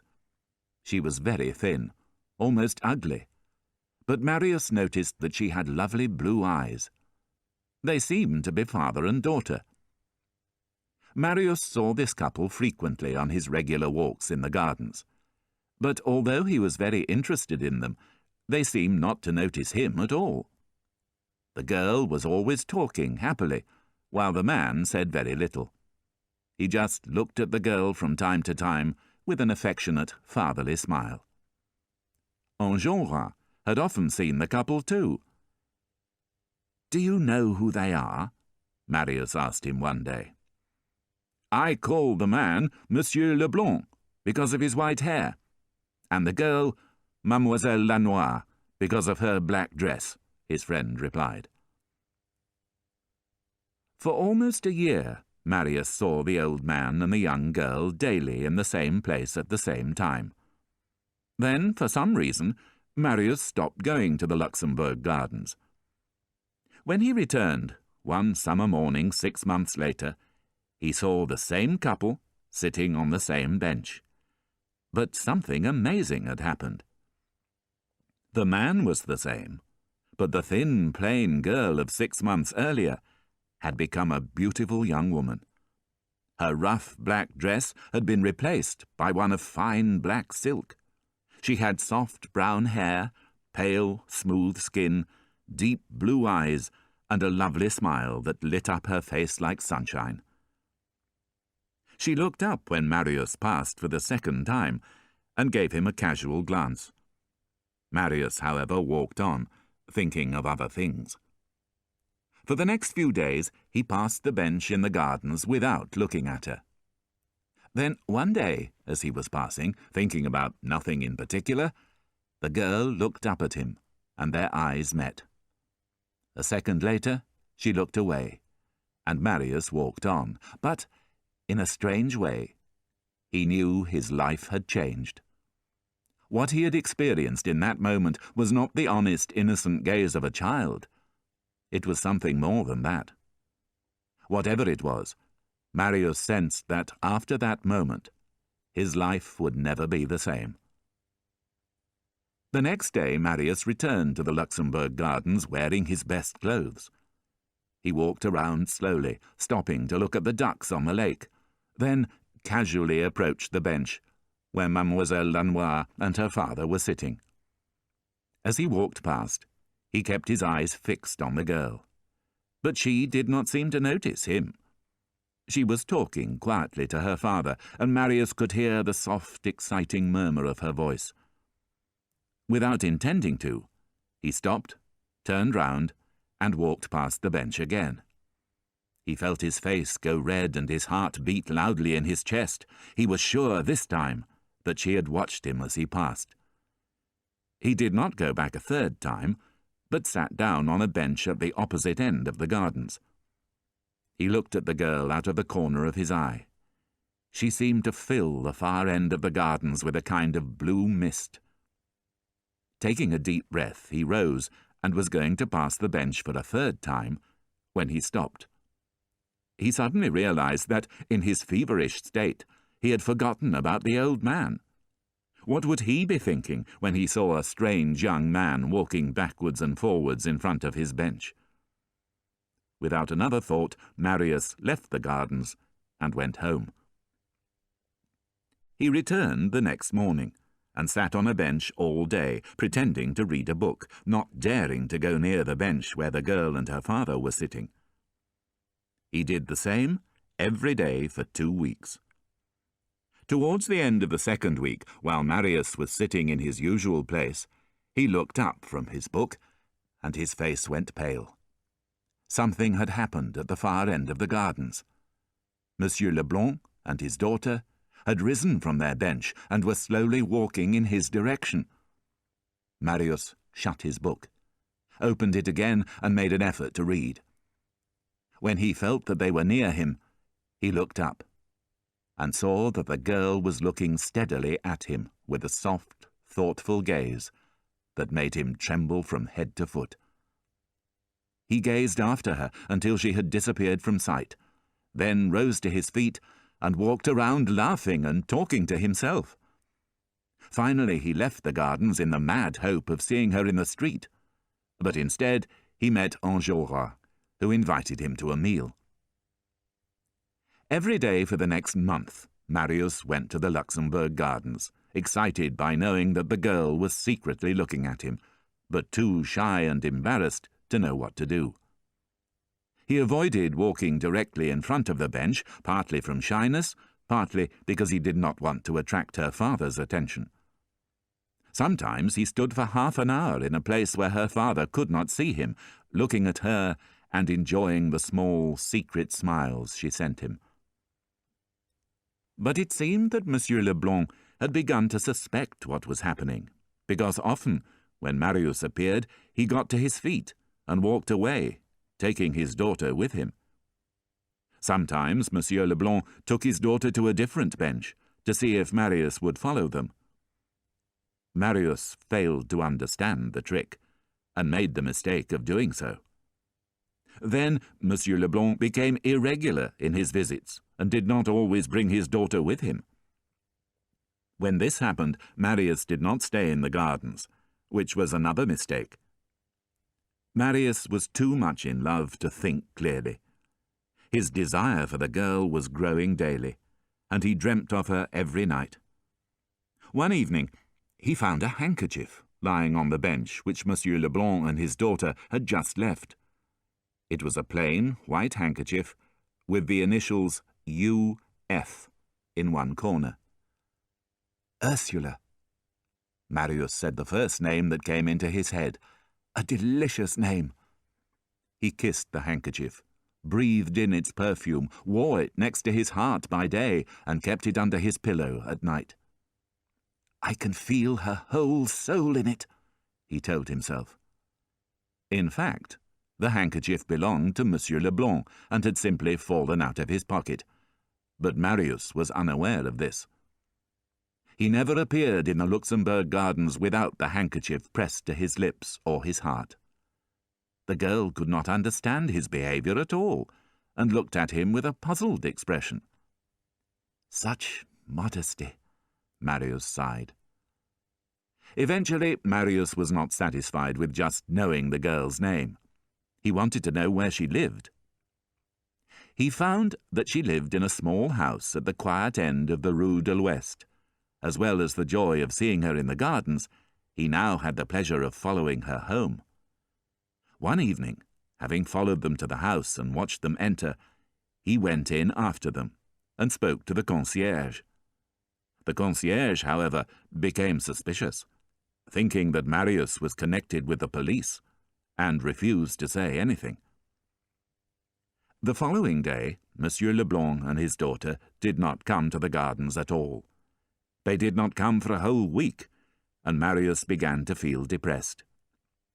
Every night he stood outside their house and gazed up at their lighted windows. Sometimes he saw a shadow pass in front of a lamp, and his heart beat faster. On the 8th night, there was no light in the windows. Marius waited, his heart aching with pain, until finally going home. The next day they did not go to the gardens, so again Marius went to the house as night was falling. Once again there were no lights in the windows. He knocked on the door and spoke to the concierge. "Where's the old gentleman?" he asked. "He's left." Marius felt the blood leave his face. Almost fainting, he asked in a weak voice, "When did he leave?" "Yesterday." "Where has he gone?" "I've no idea." "Did he leave an address?" The concierge then recognized Marius from the previous week. He stared fiercely at him and said, "So, it's you again. I was right. You are some kind of policeman." With those words, he slammed the door in Marius's face. Chapter 7. The Jondrettes. Summer and autumn passed, and winter came. But Marius saw no sign of Monsieur Leblanc or Ursula. He searched everywhere for them, but without success. He became like a homeless dog, wandering the streets in a mood of dark despair. Without Ursula, his life had become meaningless. Work disgusted him. Walking tired him. Solitude bored him. "If only I hadn't followed them home," he told himself. "It gave me so much happiness just to look at her, and now, through my stupidity, I've lost even that." Enjolras and his other friends tried to cheer him up by taking him to exciting places, but these expeditions always ended in the same way. Marius would leave the group and walk around the streets of Paris unhappily on his own. One cold but sunny afternoon in February, Marius was walking along the street when two young girls, dressed in rags, ran into him. One was tall and thin, the other smaller. From what they were shouting at each other, he understood that they were running from the police. He stood for a moment staring after them as they disappeared round a corner. Then he noticed a small parcel of papers lying on the ground. Realizing that one of the girls must have dropped it, he picked it up and called after them. But it was too late. The girls had already disappeared from sight. With a sigh, he put the package in his pocket and went on to dinner. That night, at home, Marius opened the package and found that it contained 4 letters, all addressed to different people, and smelling strongly of cheap tobacco. Marius read the 4 letters, and discovered that they were all asking for money. However, there was something strange about them. Although they all seemed to be written by different people, they were written on the same rough paper, in the same handwriting. He also noticed that each of them had similar spelling mistakes. Thinking no more about it, he wrapped the letters up again, threw them into a corner, and went to bed. The next morning, while he was working, there was a gentle knock on his door. "Come in," Marius said, expecting it to be the concierge, Madame Bougon. But the voice that answered, saying, "I beg your pardon, monsieur," was not that of Madame Bougon. It was more like the voice of a sick old man. Marius looked up quickly, and saw that his visitor was a thin girl, wearing just a skirt and shirt. She looked cold and ill, and when she spoke, Marius saw that she had lost several of her teeth. There was, however, still a trace of beauty in the 16-year-old face, like pale sunlight beneath the thick clouds of a winter's dawn. Marius rose to his feet, sure that he had seen the girl somewhere before. "What can I do for you, mademoiselle?" he asked. "I've got a letter for you, Monsieur Marius." Marius opened the letter and read, "My warm-hearted neighbour, I have heard of how you kindly paid my rent for me 6 months ago. I thank you for it. But my eldest daughter will tell you that my wife is sick, and none of us have had any food for 4 days. Please, monsieur, show us the kindness of your generous heart again. My daughter is at your service. Yours truly, Jondrette." Marius realized at once that the handwriting, the yellow paper, and the smell of cheap tobacco was the same as in the 4 letters he had read the previous evening. He now had 5 letters, all the work of one author, the man who lived with his family in the next room. The Jondrette family had been Marius's neighbours for many months, but he had never before paid much attention to them. This was why he had failed to recognize the 2 daughters when they had run into him on the street. But now he understood that Jondrette's business was writing dishonest letters, asking for money from people he imagined were wealthier than himself.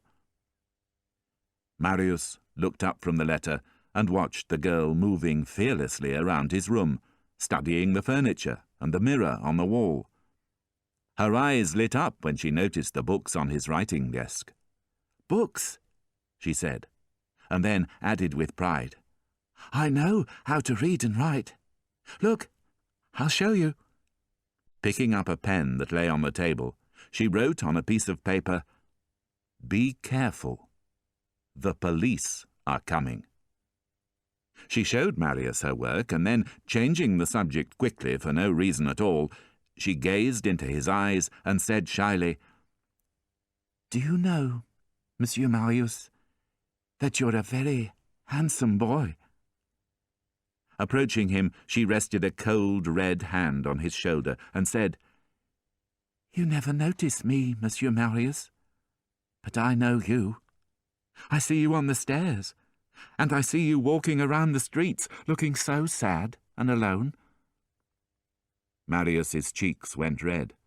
He moved away from the girl's touch and said, "I think, mademoiselle, that I have something belonging to you." He handed her the parcel of letters. She clapped her hands and cried, "We've been looking for that everywhere. How did you know they were mine?" "Of course, the handwriting. You were the man we ran into last night." While she talked excitedly, she took out one of the letters. "Ah, this is for the old man who goes to church every day. If I hurry, I might be able to catch him. Perhaps he'll give me enough for a dinner. We haven't eaten for 3 days." Marius took a 5-franc piece from his pocket and handed it to the girl. "The sun's come out at last," she cried, eagerly accepting the coin. "That's enough food for 2 days. You're a real gentleman, monsieur." With those words, she gave a little laugh and wave, grabbed some dry bread from the table, and disappeared out of the door. Marius had lived for 5 years without much money, but he had never been really poor. Now, after his conversation with the girl from the next room, he understood what real poverty was. Only a thin wall separated him from the family of lost souls in the room next door. He had heard them and seen them, but had paid them no attention, and he suddenly felt guilty. If they had had another neighbour, he thought, one who had noticed their suffering, perhaps they could have been rescued by now. As Marius was thinking about the sad life of the family in the next room, he stared dreamily at the wall that separated them. Then, in the top corner near the ceiling, Marius saw that there was a triangular hole. "Let's see what these people are really like," Marius thought. "Then I'll be in a better position to help them." He stood on a cupboard, put his eye to the hole, and looked through it into his neighbour's room. The Jondrette's room was dirty and evil-smelling, unlike Marius's bare but clean room. Its only furniture was a chair, an old table, some cracked dishes, and 2 dirty beds, one on each side of a fireplace. A man with a long grey beard was sitting at the table, writing a letter and smoking a pipe. A large woman with greying hair, once red, was sitting by the fire, while a thin, pale-faced child sat on one of the beds. Marius, depressed at what he saw, was going to get down from the cupboard when the door of the Jondrette's room opened, and the elder girl came in. Slamming the door shut behind her, she cried victoriously, "He's coming!" "Who's coming?" Her father looked up. "The old man who goes to church. He's following me. I saw him with his daughter in the church and gave him the letter. He said he would follow me here. I ran ahead to tell you he'll be here in 2 minutes." "You're a good girl," the man said, rising quickly to his feet. Then turning to his wife, he said, "Quickly, put out the fire." While she poured water on the flames, the man broke the chair with his foot and told his younger daughter to break a window. She put her fist through the glass and ran to her bed, crying because her arm was covered in blood. "Excellent," her father smiled, tearing a piece off his shirt and using it as a bandage. "Now we're ready for the kind gentleman. When he sees how miserable we are, he'll give us a lot of money, you'll see." Moments later, there was a gentle knock on the door. Jondrette rushed to open it, bowing almost to the ground as he did so. "Please come in, my dear sir, please enter with your charming young lady." An elderly man and a young girl appeared in the doorway, and Marius, still looking through the hole in the wall, could not believe his eyes. It was she. She. Everyone who has ever loved will feel the force of that small word. In the bright mist that clouded his vision, Marius could hardly see the features of the sweet face that had lit his life for 6 months and had then disappeared, filling his life with darkness. And now the vision had reappeared. When Marius had recovered some of his senses, he saw that she seemed a little paler than before. Her companion, as usual, was Monsieur Leblanc. As she entered the room, she put a large parcel on the table. "Monsieur, you will find some woolen stockings and blankets in the parcel," Monsieur Leblanc told Jondrette. "You are extremely generous, monsieur," Jondrette said again, bowing to the ground. "But, as you can see, we are unfortunate in many ways. We are without food, monsieur, and without heating. No warmth for my unhappy children. Our only chair is broken, a broken window in this weather. My wife ill in bed, and our younger daughter injured." "Oh, the poor child," Ursula said, seeing the girl's bleeding wrist. "She had an accident in the machine shop where she works for 6 sous an hour," Jondrette explained. "They may have to cut off her arm." The daughter, taking her father's words seriously, began to scream with fear. While Monsieur Leblanc and Ursula tried to comfort her, Jondrette approached his wife and said in a whisper, "Take a good look at that man." He then returned to Monsieur Leblanc and told him about his debts. "I owe 60 francs in rent," he said. Monsieur Leblanc took a coin out of his pocket and put it on the table. 5 francs is all I have with me," he said, "but I'll take my daughter home and come back this evening with more money for you."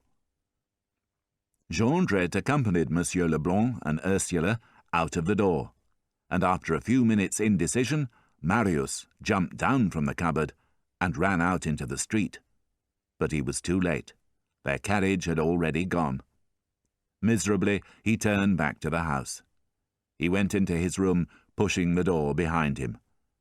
But the door would not shut. Turning, Marius saw that a hand was holding it open. "What is it?" he demanded. It was the Jondrette girl. "So it's you again," he said almost fiercely. "What do you want now?" She did not reply, but stood thoughtfully looking at him, seeming to have lost all her earlier confidence. She had not entered the room, but was still standing in the half-light of the corridor. "What do you want?" Marius repeated angrily. "Monsieur Marius," she said at last, a faint light in her sad eyes. "You seem upset.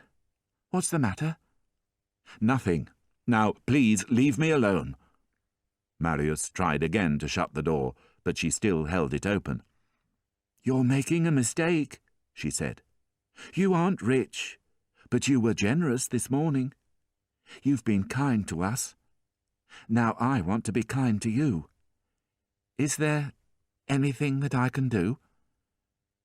Marius considered her offer, then had an idea. Moving closer to her, he said, "Do you know the address of those people who've just left your room?" "No."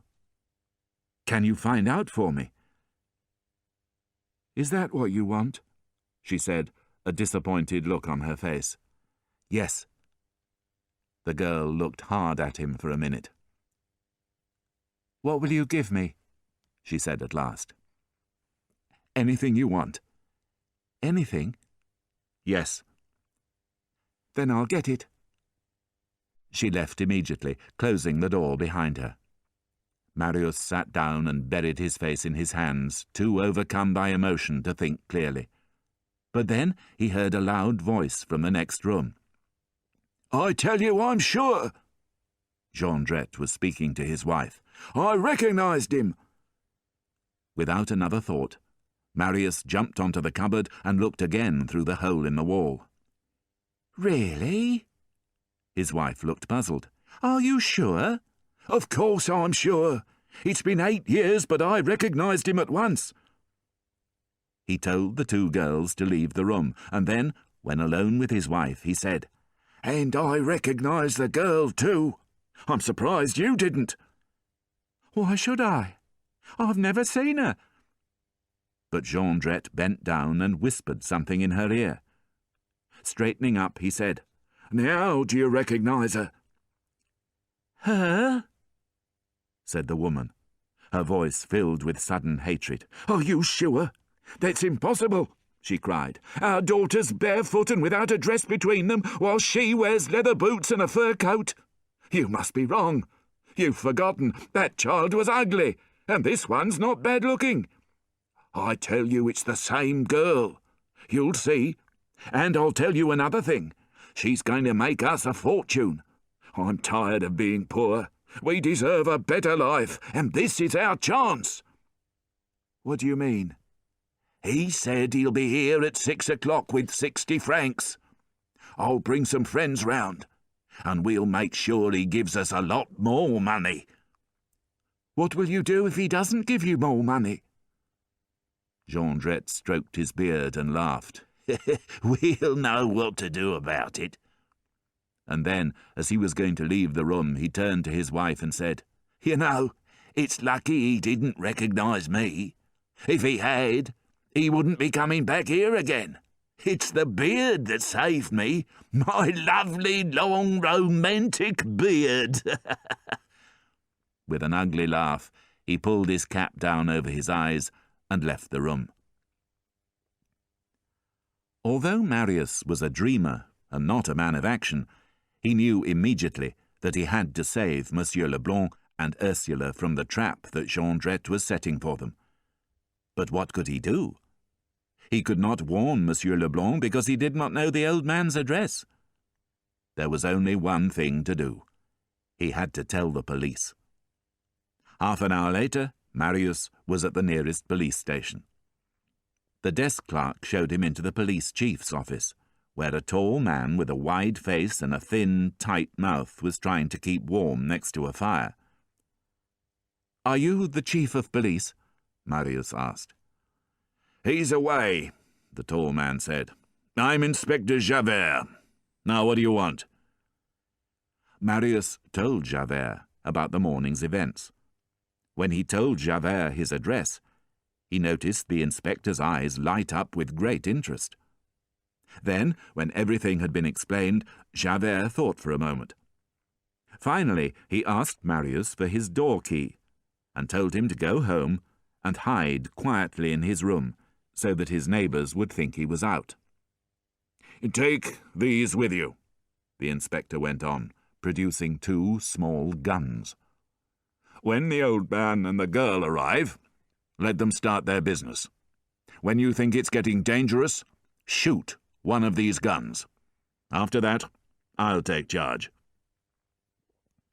Back in his room, Marius sat down nervously on his bed. It was nearly 6 o'clock. Outside, it had stopped snowing, and a full moon was growing steadily brighter above the mist. Suddenly he heard voices. Taking off his boots, he quietly climbed onto the cupboard and looked through the hole in the wall. A fire burned in the corner of the room, filling it with blood-red light. Jondrette, who had just come in, was shaking snow from his shoes. "Everything's arranged," he said. "Has the concierge gone out?" "Yes," his wife said. "And you're sure he's not in next door?" "Positive." "Good." Then he turned to his daughters. "Now, you two must go and keep guard in the street. One by the gate, one at the street corner." "A fine job," the elder girl called back. "Keeping guard barefoot in the snow." "Tomorrow you'll have fur boots," her father called out after her. A few minutes later, there was nobody in the building except for Marius and the Jondrettes. Marius watched as Jondrette put a metal bar in the fire and inspected a rope ladder on the table. Next, he opened a drawer, took out a long knife, and tested its blade with his finger. Suddenly, at exactly 6 o'clock, the door into the Jondrette's room opened. "Welcome, monsieur," Jondrette said, rising to his feet. Monsieur Leblanc appeared, and put 4 coins on the table. "That is for your rent and food, monsieur," he said. "Now, we must discuss what else is needed." Jondrette quietly told his wife to dismiss the carriage, and when she had left the room, turned back to his visitor. "How is the wounded child?" Monsieur Leblanc asked him.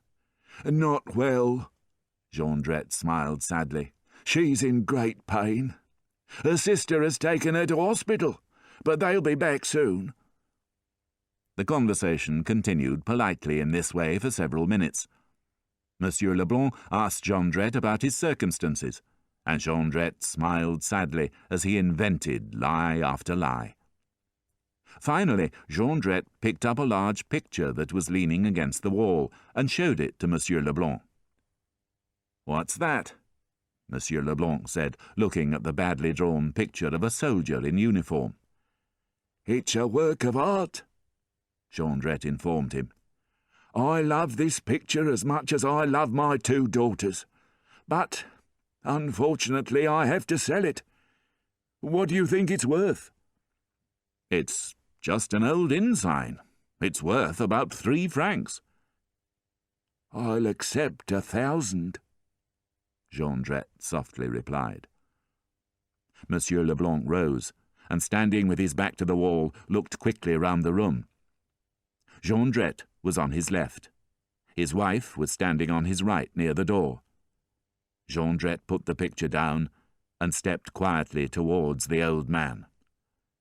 "You don't recognize me, do you?" he said in a loud, clear voice. At this signal, which he had prearranged with his friends, 3 men, armed with metal poles, rushed into the room. Monsieur Leblanc grew pale and gripped the back of the broken chair with his huge hands. Marius, meanwhile, raised his right hand with the gun, ready to fire the warning shot. "The carriage is ready?" Jondrette asked the 3 men. "Yes, with 2 good horses," one of them replied. "Excellent." He turned to Monsieur Leblanc and repeated his earlier question. "You still don't recognize me, do you?" "No." "My name isn't Jondrette. It's Thénardier. Now do you recognize me?" Monsieur Leblanc trembled slightly, but still shook his head. Marius, however, who had been going to fire the gun as a signal for the police to arrive, shook so much that he almost fell off the cupboard. "Thénardier," he thought. "That's the name of the man who saved my father's life at the Battle of Waterloo. The man I've promised to help." If he fired the warning shot, Monsieur Leblanc would be saved and Thénardier would be destroyed. But he would also have broken his promise to his father. He felt his knees grow weak. What should he do? Thénardier walked up and down in front of Monsieur Leblanc. "Do you remember the little inn in Montfermeil 8 years ago? You took away our Cosette, do you remember? Wearing that old yellow coat, pretending you were a tramp? Well, now you're going to learn that you can't make things right by just bringing a few hospital blankets. You're the cause of all my troubles. For 1,500 francs, you took away a girl who was bringing me lots of money." "I don't know what you're talking about," Monsieur Leblanc said. "I don't know who you are, but I know what you are. You're a dirty criminal." "A criminal?" Thénardier said, suddenly angry. "That's what you rich people call people like me, isn't it? Just because I failed in business. I was a war hero, you know. I saved an officer's life at Waterloo, and you call me a criminal? Well, I'm going to teach you a lesson." He began to move towards Monsieur Leblanc, but the old man was too quick for him. With surprising speed, He pushed the table and chair to one side and ran to the window. He managed to open it, but before he could jump, the 3 men jumped on him and held him to the floor. This was too much for Marius. "Forgive me, father," he murmured, preparing to fire the gun. But suddenly Thénardier cried, "Don't hurt him!" After a long fight, Monsieur Leblanc was tied up and taken to the bed. "No wallet?" Thénardier cried, having searched his pockets. "Never mind." He sat on the bed next to the helpless but brave old man and said, "Let's discuss things quietly. All I'm asking for is 200,000 francs. I realize that you don't have the money with you now, but I want you to write a letter. I'll tell you what to say." He untied Monsieur Leblanc's right hand and, producing a pen and paper, began, "My dearest daughter, you must come at once. I need you urgently. The person who gives you this note will bring you to me. I shall be waiting." Monsieur Leblanc signed his name Urbain Fabre, which seemed to satisfy Thénardier, and wrote an address on the envelope. Thénardier then took the letter and gave it to his wife. "There's a carriage outside. Don't be long." Nearly half an hour passed. Thénardier seemed lost in his own dark thoughts. The prisoner did not move. Finally, there was the sound of horses in the street outside, and moments later the door to the room was thrown open. "It's a false address!" Madame Thénardier cried. "There's no Urbain Fabre. The old man's been lying to us." Thénardier sat on the corner of the table in silence for some moments, swinging his leg and gazing with a fierce satisfaction at the fire. Then he turned to the prisoner and said in a slow, threatening voice, "What did you hope to gain by giving me a false name and address?" "Time!" cried the prisoner in a loud voice, jumping from the bed, having secretly cut the ropes that tied him. Before the others in the room could react, Monsieur Leblanc was standing by the fire, holding a metal bar above his head. "I'm not afraid of you," he said, "but neither should you fear me." With those words he threw the metal bar out of the window into the street below. "Get him!" Thénardier shouted. "He's defenseless!" 2 men grabbed him by the shoulders. "Now cut his throat!" Thénardier called. Marius stared, frozen with fear, as Thénardier, knife in hand, stood hesitating a few steps away from the prisoner. The brave man was in terrible danger, but Marius still could not fire the gun. Then, in the moonlight, he saw the solution to his problem. On top of the cupboard by his feet, he noticed the piece of paper that the elder daughter had written on. "Be careful, the police are coming." He immediately saw what he had to do. He took a piece of brick from the wall, wrapped the piece of paper around it, and threw it through the hole into the middle of Thénardier's room. He was just in time. Thénardier was advancing towards his prisoner, knife in hand, when his wife cried, "Something fell!" She picked up the piece of paper and handed it to her husband, who read it quickly. "It's Éponine's handwriting," he cried a moment later. "Quick! Get the ladder! The police are coming and we've got to go!" They threw the rope ladder from the open window, but before they could escape, the door opened and Inspector Javert walked in. "Relax," he smiled. "You can't escape through the window. There are 5 of you and 15 of us. You have no chance. Why not come quietly?" The men put down their weapons and surrendered without a fight. When everybody had been arrested and taken from the room, Javert noticed the prisoner, who was standing, head bowed, by the window. He turned to speak to another policeman, but when he looked back, he saw that the prisoner had gone. Javert rushed to the open window and looked down. The rope ladder was swinging gently above the empty street. "He must have been the cleverest of them all," Javert murmured angrily to himself. Chapter 8. Marius and Cosette. Not wishing to give evidence against Thénardier in court, Marius made immediate arrangements to leave his room. Early the following morning, he paid the concierge his final rent and went to live with his friend Enjolras. Inspector Javert looked for Marius everywhere, but without success. 2 months later, Marius was deeply unhappy.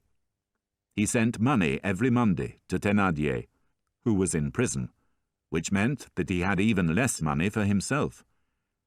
But the main reason for his unhappiness was that he was forced to live his life with no hope of seeing Ursula. One afternoon he was sitting in a field looking down at a small river, when his dreams of Ursula were suddenly broken by the sound of a familiar voice. He looked up and recognized Éponine, Thénardier's elder daughter. Still wearing the same rags, with the same bold look in her eyes and the same rough voice, she had somehow become more beautiful. She stared at Marius with a look of pleasure on her pale face, and for some moments seemed unable to speak. "So, at last I've found you," she finally said. "I've been looking for you everywhere. You aren't living in the same room any more?" "No," said Marius. "Well, I can understand that. It's not nice, that sort of thing. But why are you wearing that dirty old hat?" When Marius gave no answer, she went on, "And you've got a hole in your shirt. I'll mend it for you. A young man like you ought to be nicely dressed." Marius still said nothing, and after a moment's pause she said, "You don't seem very glad to see me. But I could make you look happy if I wanted to." "How?" said Marius. "What do you mean?" "You weren't so unfriendly last time." "I'm sorry. But what do you mean?"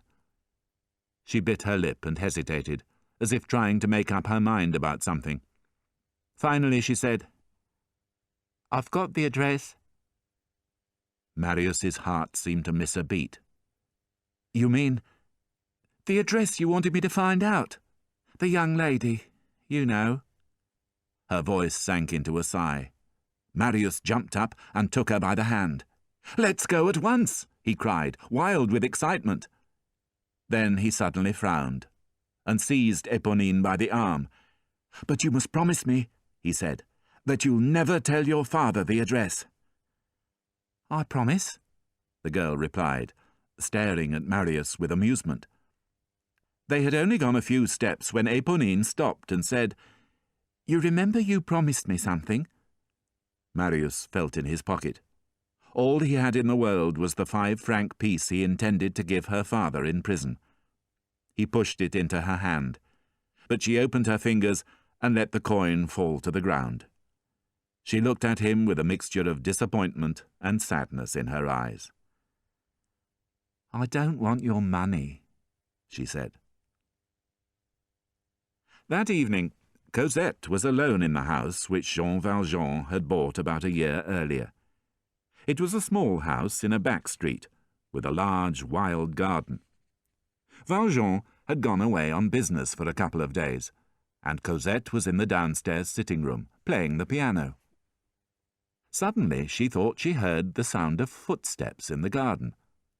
She listened at the window for a minute, then ran up to her bedroom, opened the window, and looked out. The moonlit garden and the street beyond it were completely empty. Cosette, not a nervous girl by nature, smiled to herself and thought no more about it.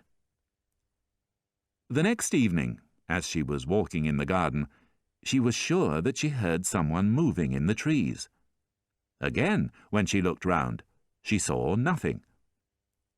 When Jean Valjean returned from his business the following day, Cosette told him about the noises in the garden. He told her not to worry, but she noticed an anxious look in his eyes. He spent the next 2 nights walking around the garden, checking the gate, listening for noises. But nothing unusual happened. Then, one morning a few days later, Cosette noticed a large stone lying on the garden bench. Nervously, she picked it up and discovered an envelope underneath it. Inside, there was a small notebook filled with love poems. Cosette sat down and began to read, enjoying the music of the language and the beauty of the handwriting. She had never read anything like this before, and it affected her deeply. Her heart on fire, she took the notebook upstairs to her bedroom and read every word again. She remembered the handsome young man she had seen so often in the Luxembourg Gardens. As she read the notebook, she knew in her heart that he was the author of these beautiful romantic words. Finally, she kissed the book, held it to her heart, and waited for the evening, when she knew that something special was going to occur. That evening, Jean Valjean went out. Cosette spent a long time in front of the mirror, making her hair look beautiful and deciding which dress to wear. Finally, she went out into the garden. She sat on the bench where she had found the notebook, and moments later had the strange feeling that she was being watched. She looked round and jumped to her feet. It was he. He looked paler and thinner than she remembered. His dark clothes were almost invisible in the shadows, and his face shone softly in the fading light. Cosette felt suddenly faint, but she did not move or make a sound. "Forgive me for being here," Marius spoke at last, "but I've been so unhappy. Do you recognize me? You mustn't be afraid. It's a long time ago, but do you remember the day when you first looked at me, in the Luxembourg Gardens, and the day you walked past me? Those things happened nearly a year ago. Forgive me for talking like this. I don't know what I'm saying. Perhaps I'm annoying you. But the truth is, I can't live without you."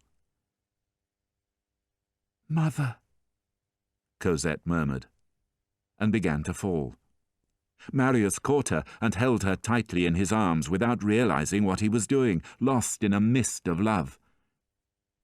Cosette, feeling her body close to his, took his hand and pressed it against her heart. Aware of the shape of the notebook under her dress, he said, "So you've read my notebook? Do you love me too?" "Of course," she answered in a low voice. "You know I do." Then, as if by magic, her lips were next to his, and they were kissing. Afterwards, they sat together on the garden bench in a state of shock, neither of them speaking. Beneath the stars, they were happy just to look into each other's eyes and hold each other's hands. Then, at last, they began to speak. They talked all evening about their dreams, their mistakes, their moments of happiness, their moments of despair. When everything had been said, she laid her head on his shoulder and asked, "What's your name?" "My name's Marius." "And yours?" "Cosette." During that month of May, in the year 1832, Cosette and Marius met every day in the wild garden of that small, secret house. They would sit and hold hands and talk, or just gaze into each other's eyes and smile. "How lovely you are," Marius would sigh. "There are moments when I think this is a dream. There are other moments when I think I'm a little mad. I love you so much." To which Cosette would reply, I love you more with every minute that passes." In this way, bathed in happiness, they lived untroubled by the world. One beautiful starry evening, Marius found Cosette sitting unhappily in her garden. "What's the matter?" he asked, sitting next to her on the bench. "My father said that we may have to leave," she replied. Marius trembled. For 6 weeks he had known nothing but uncomplicated happiness. Now, for the first time, there was a cloud in the clear blue sky of his life. He could not speak, and Cosette felt his hand grow cold. She asked, as he had done, "What's the matter?" He replied in a voice so low that she could hardly hear it, "I don't understand what you mean." "Father told me this morning that I have to pack everything and be ready to leave for England within a week." Marius rose to his feet and said coldly, "Cosette, are you going?" She looked up at him, her pale face lined with misery. "What else can I do?" she cried. "So you're leaving me?" "Oh, Marius, why are you being so cruel to me?" Marius turned his back to her and said, "Then I shall have to go away." "No, Marius, wait. I've got an idea." Marius turned and was surprised to see her smiling. "What is it?" "If we go, you must come too. I'll tell you where, and you must meet me there, wherever it is." "How can I possibly do that?" he cried. "Are you crazy? You need money to go to England, and I haven't got any. I haven't told you, Cosette, but I'm a poor man. I wear a cheap hat. My jacket has lost half its buttons, and there are holes in my boots." He turned away from her and stood with his face pressed to the trunk of a tree, almost ready to faint. He stayed in that position for some time. Finally, he heard a small sound behind him, and turning round, he saw that Cosette was in tears. He fell on his knees in front of her and pressed her hand to his lips. "Don't cry," he said. "I cannot let you leave me. I promise you that if you leave me, I shall die. But listen to me. I have a plan. Don't expect me here tomorrow." "Why not?" Cosette said, drying her tears. "A whole day without seeing you, that's unbearable." "It's worth losing a day together if we want to be happy for the rest of our lives." "But what are you going to do?" "Wait until the day after tomorrow. I'll tell you then. But until then, I must give you my address. I'm living with a friend of mine, Enjolras."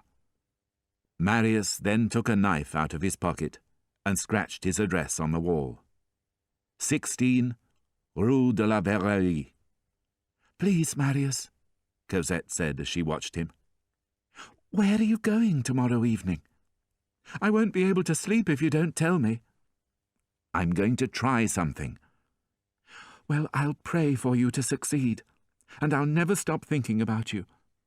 I'll ask no more questions, but you must promise to be here early the day after tomorrow, not later than 9 o'clock. "I promise," Marius said. Chapter 9. Monsieur Gillenormand. Monsieur Gillenormand, Marius's grandfather, was now 90 years old. He was unhappy about many things, about losing his teeth, about the political situation, but, most of all, about the fact that he had not seen his grandson for 4 years, since their big quarrel. Although he was too proud to admit he was wrong, and although he was angry, Monsieur Gillenormand hoped that Marius, whom he still loved, would return one day.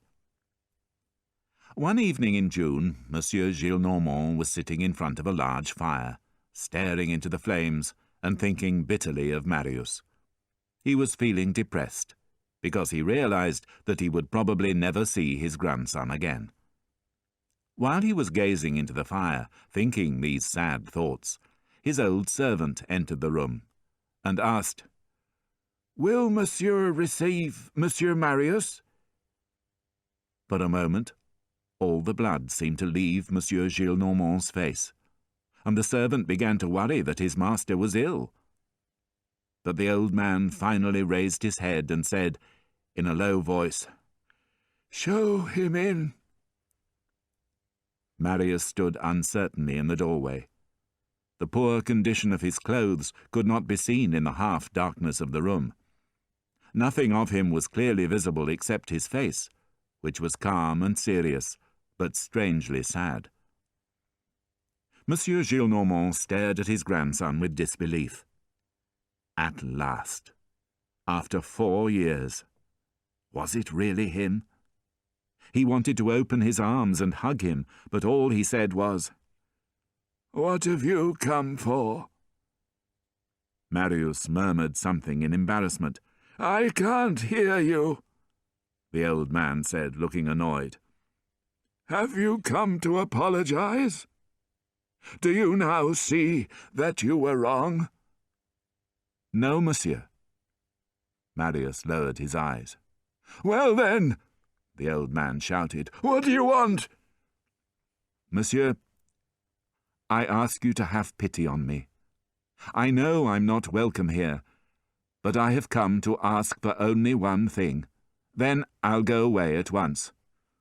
"You're a young fool," the old man said. "Who said you had to go away? You left me, your grandfather, to join in those street protests against the government, I suppose. You're probably in trouble with the police, or you're in debt, and you've run back to me for help." "Monsieur, it's none of those things." "Well, what is it exactly that you want?" "I have come to ask your permission to get married." The old man paused for a moment before saying, "So you want to get married at the age of 21? I suppose you've got some sort of career now. Perhaps you've made a fortune. What do you earn as a lawyer?" "Nothing." "Well then, I imagine the lucky girl must have money." "She's no richer than I am." "What does her father do?" "I don't know." Monsieur Gillenormand turned away with disgust. "So that's it. 21 years old? No job, no money? Your wife will have to count the sous when she goes to the market, won't she?" "I beg you, monsieur," Marius cried. "I love her so much. Please allow me to marry her." The old man gave a high, unpleasant laugh. "So you said to yourself, 'I'll have to go and see him, that old fool. He'll be so happy to see me that he won't care who I marry. I haven't a pair of shoes, and she hasn't a shirt, but never mind. I'm going to throw away my youth, my career, my whole life, and dive into poverty with a woman around my neck.' That's what you think, isn't it? Well, my boy, you can do whatever you want, but I will never give you my permission. Never! Grandfather, never!" The tone of his grandfather's voice robbed Marius of all hope. He rose and crossed the room slowly with his head bowed. He had just reached the door, however, when Monsieur Gillenormand moved quickly towards him, pulled him back into the room, and pushed him into an armchair. "Tell me about it," he said to Marius, who stared back with silent amazement, unaware that the word grandfather was responsible for the change in the old man's behaviour. "Come on, tell me about your love affairs. Don't be afraid to talk. Don't forget I'm your grandfather. Here," he said, taking a purse from a drawer and putting it on the table. "Here's some money for you. Buy yourself some new clothes." Marius told his grandfather all about Cosette and how much he loved her. Monsieur Gillenormand listened carefully, and when Marius had finished, he laughed. "You must enjoy yourself when you're young," he said. "But you must also be sensible. Don't get married yet. That's my advice. Have fun with the girl, but don't marry her. Make her your lover, but not your wife." Marius, too shocked to reply, shook his head and rose to his feet.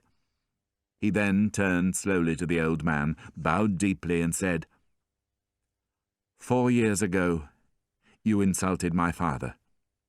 Today, you have insulted my future wife. I shall ask no more favours of you, monsieur. Goodbye." Monsieur Gillenormand called for Marius to come back, but it was too late. The proud young man had closed the door and gone. "Oh, my God!" the old man cried, burying his face in his hands. "What have I done? This time he'll never come back." Marius left his grandfather's house in a state of despair, and returning to his room, fell asleep, fully dressed on the bed. When he woke up, Enjolras was in the room with a few other friends. They all looked very nervous and excited about something. "What's the matter?" Marius asked sleepily. "Are you coming to the funeral of General Lamarque?" "Who's he?"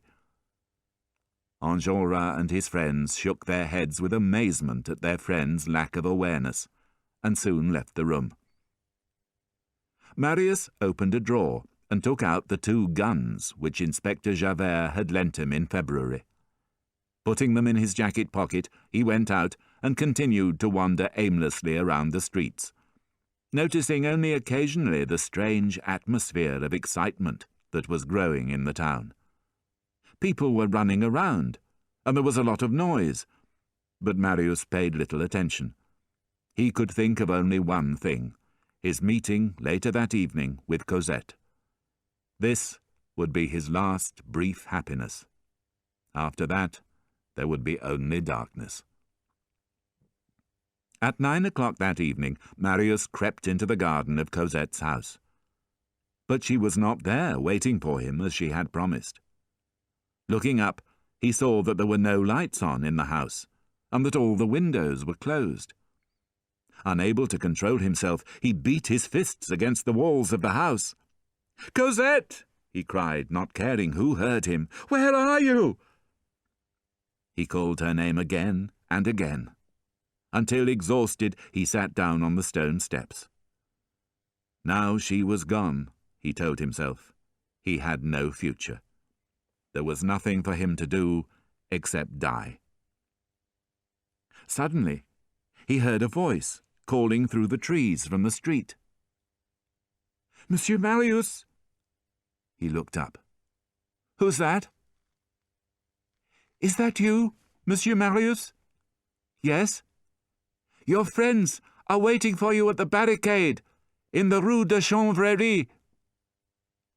Marius ran to the gate, and was just in time to see the figure of Éponine, Thénardier's daughter, disappearing into the shadows at the end of the street.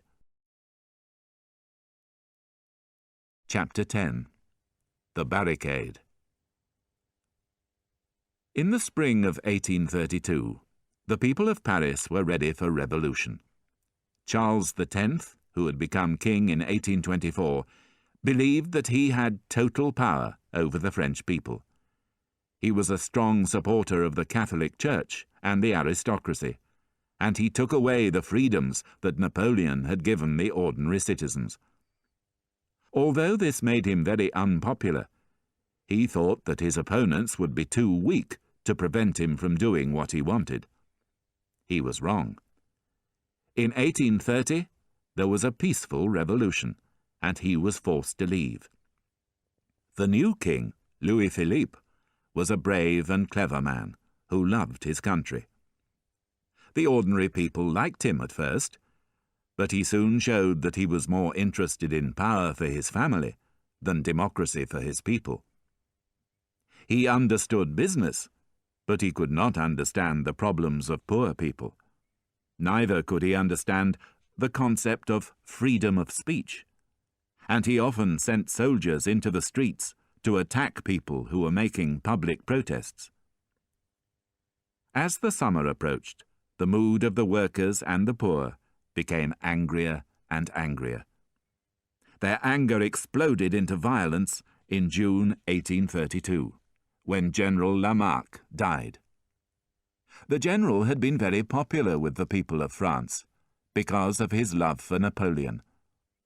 The day of his funeral was arranged for the 5th of June, and thousands of people saw this as a chance to make a public protest against the king and his government.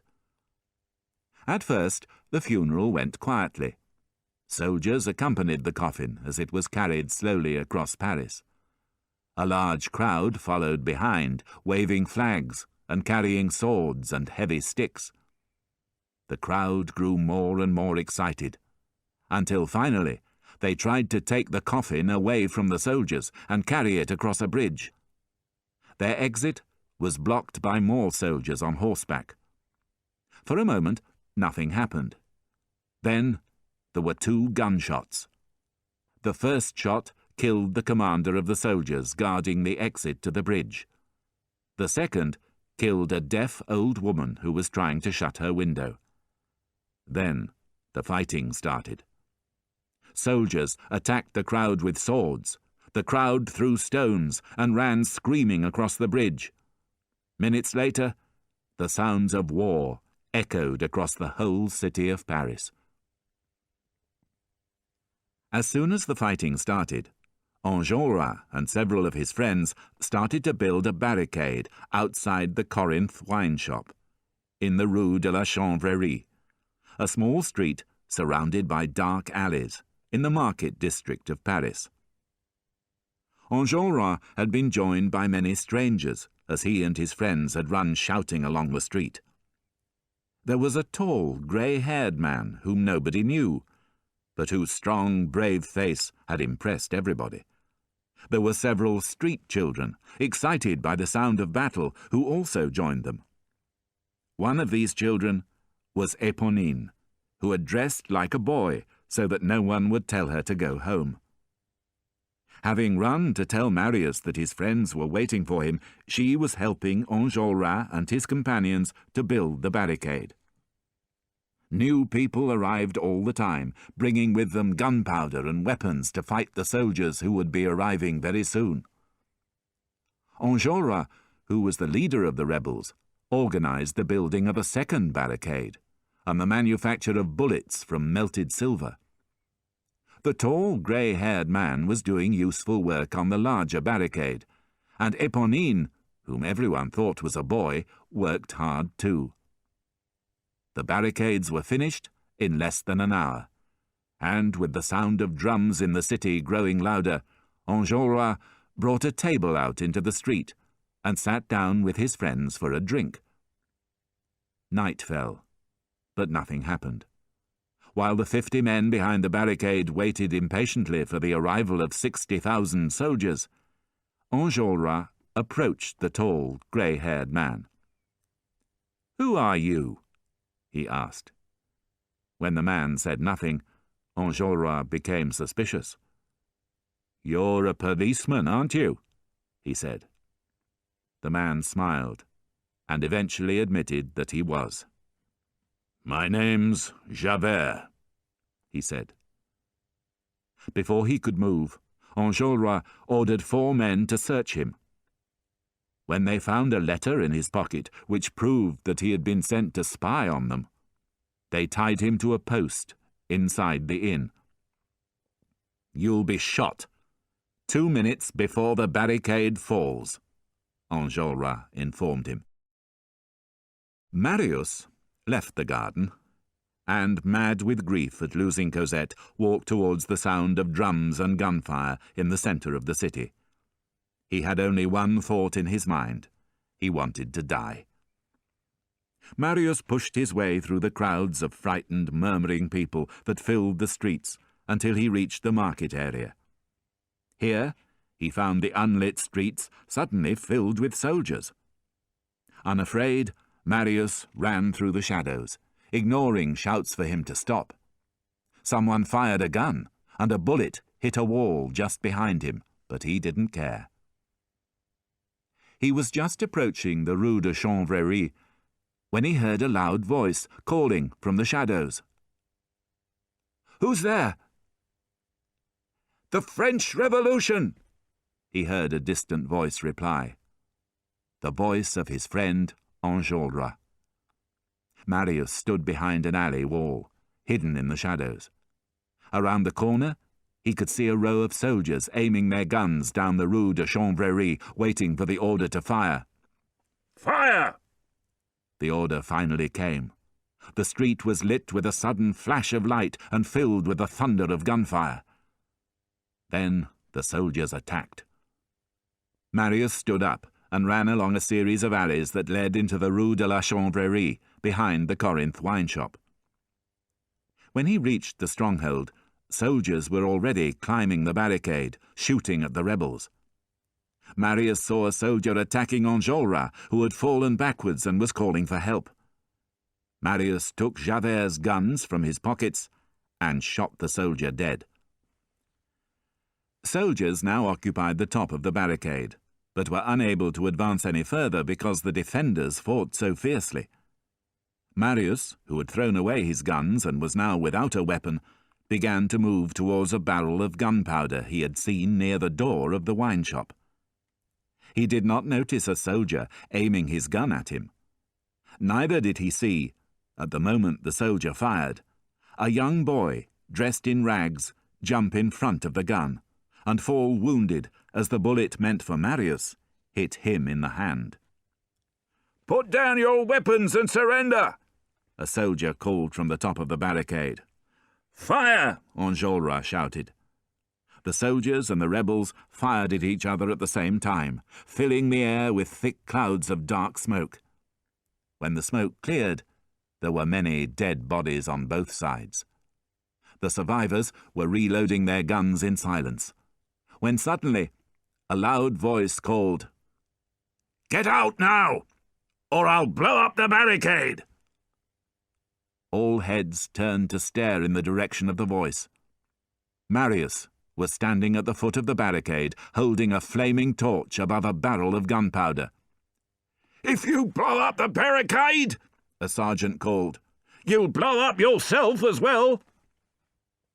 Marius smiled and lowered the torch towards the gunpowder. Within seconds, the soldiers had left the barricade, leaving their dead and wounded behind, and were running into the darkness at the far end of the street. Enjolras threw his arms around Marius's neck. "So you've come!" he cried. Marius hugged Enjolras and many other friends he recognized. While the soldiers waited at the far end of the street for further orders, and the rebels removed dead bodies from the barricade and took care of the wounded, Marius walked around the stronghold in a kind of dream. After 2 months of happiness with Cosette, he was now in the middle of a war. He could not believe this was happening to him. He was so confused that he did not recognize Javert, tied to a post inside the inn throughout the battle. As he was walking by the smaller barricade, his thoughts were interrupted by a weak voice calling his name from the shadows.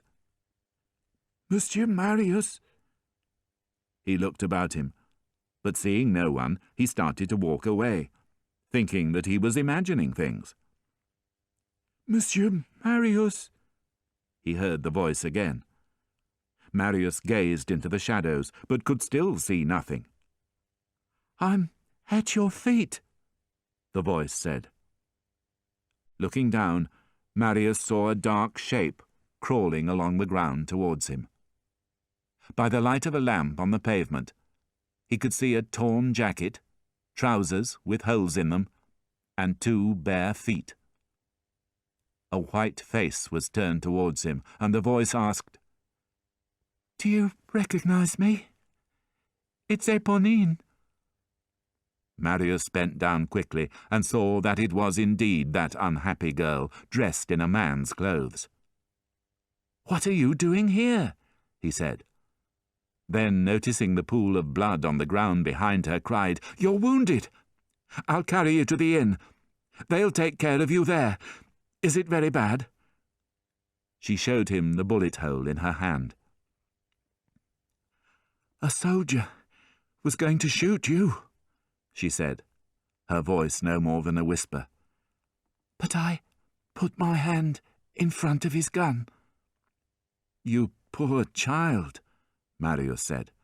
"We'll put a bandage on that wound immediately. You'll be all right." "The bullet passed through my hand," Eponine murmured. "But it came out through my back. It's no use trying to move me. But I'll tell you how you can treat my wound better than any doctor. Sit down on that stone, close beside me." Marius sat next to her. She rested her head on his knee and said, without looking at him, "Oh, what happiness!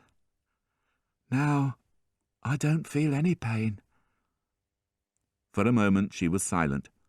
She pressed her hand to her chest, from which blood was pouring like dark wine. Then, with a great effort, she raised herself on one arm and, struggling for breath, looked into Marius's eyes. "I can't cheat you," she said at last. "I have a letter for you in my pocket. I've had it since yesterday. I was asked to post it, but I didn't. I didn't want you to get it. But now we're both going to die. It doesn't matter, does it? I can't be jealous any more. Take your letter." She took hold of Marius's hand with her wounded hand, and without seeming to feel the pain, guided it to her pocket, from which he took the letter. "Now you must promise me something for my trouble," she said. "You must kiss me on the forehead after I'm dead. I shall know." She let her head fall back on his knees. Her eyelids trembled, and then she was still. Just as Marius thought that her sad soul had finally left her body, she slowly opened her eyes, and said in a voice so sweet that it seemed already to come from another world, "You know, Monsieur Marius, I think I was a little bit in love with you." With those words, she closed her eyes for the last time and died. Marius kissed her pale forehead and laid her gently on the ground. Then he returned to the wine shop and opened the letter that she had given him. By candlelight he read, "My dearest, we are leaving this house at once. We go tonight to number 7, Rue de l'Homme Armé, and in a week we shall be in England. Cosette. The 4th of June." Marius covered Cosette's letter with kisses. So she still loved him. He thought for a moment that now he must not die. But then he thought, she's going away. She was going with her father to England, and his grandfather had refused to give his permission for him to marry. Nothing had changed, and he decided that he had one last duty to perform. He must send Cosette a final message, and tell her of his death. He tore a page out of the pocket notebook he always carried, and wrote, "Our marriage was impossible. I went to my grandfather, and he refused to give his permission. I have no money, and neither have you. I hurried to see you, but you had gone. You remember the promise I made you. I shall keep it. I shall die. I love you.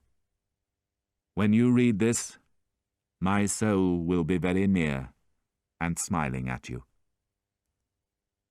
He folded the letter, wrote Cosette's new address on the back, and called over a young boy.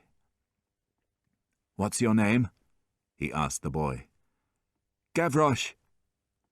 "Well, Gavroche, will you do something for me? I want you to deliver this letter to the address written on the outside."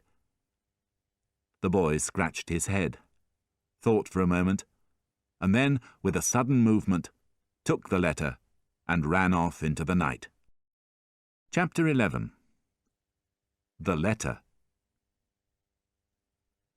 Jean Valjean, at that moment, was in a state of terrible shock. For the first time in their life together, he and Cosette had quarrelled. She had not wanted to leave the house, but she had eventually obeyed him.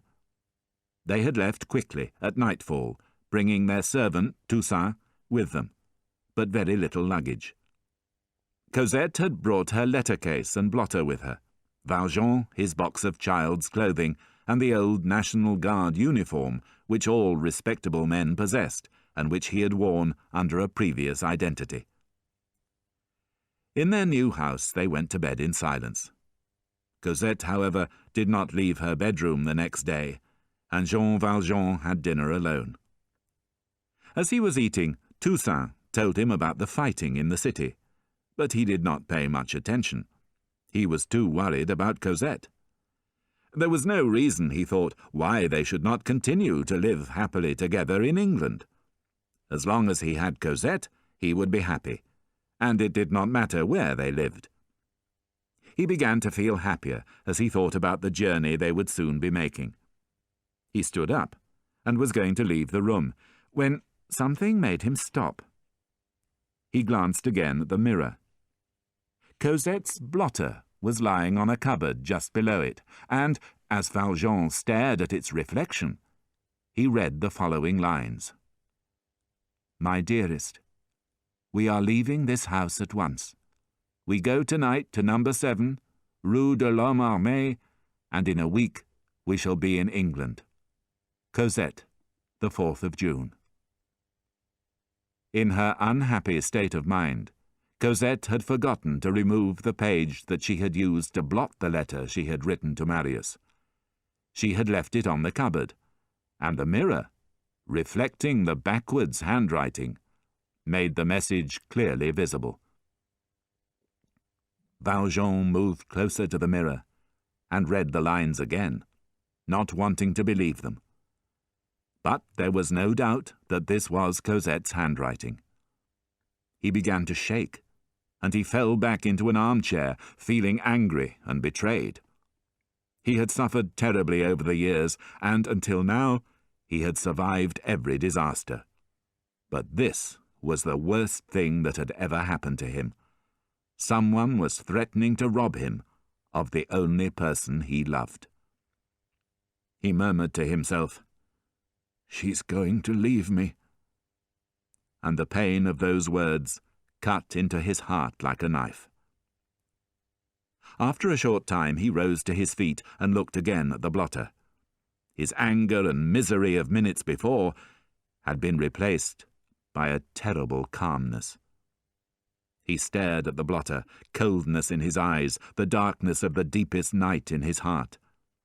He remembered clearly the young man in the Luxembourg Gardens who had shown such great interest in Cosette, and he was certain that this was the man she had written to.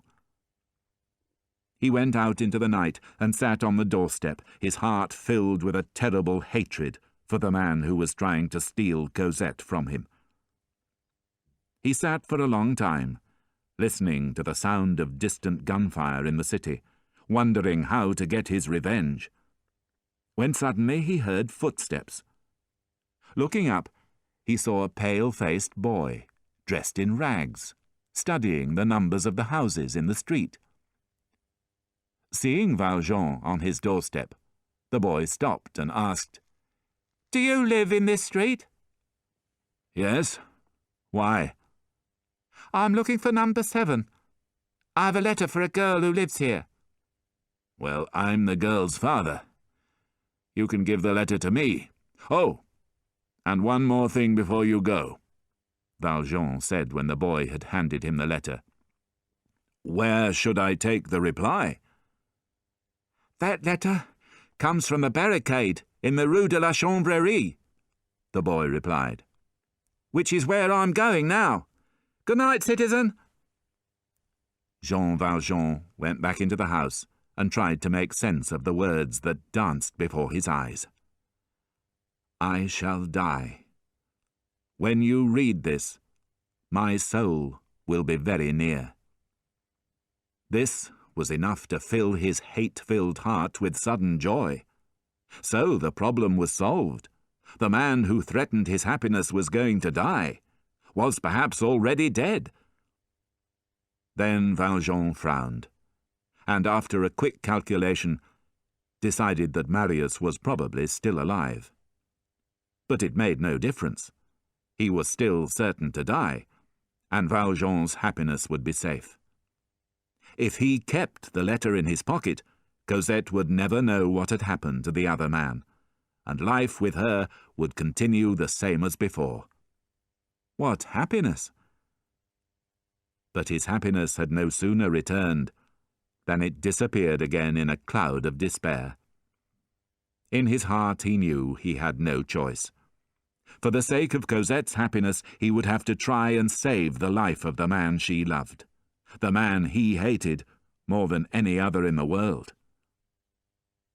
Half an hour later, he left the house, dressed in his National Guard uniform, with a loaded gun and a pocket full of gunpowder, and made his way towards the market district of Paris. Chapter 12. Fight to the Death. During the night, the 37 remaining rebels strengthened the main barricade and made more bullets.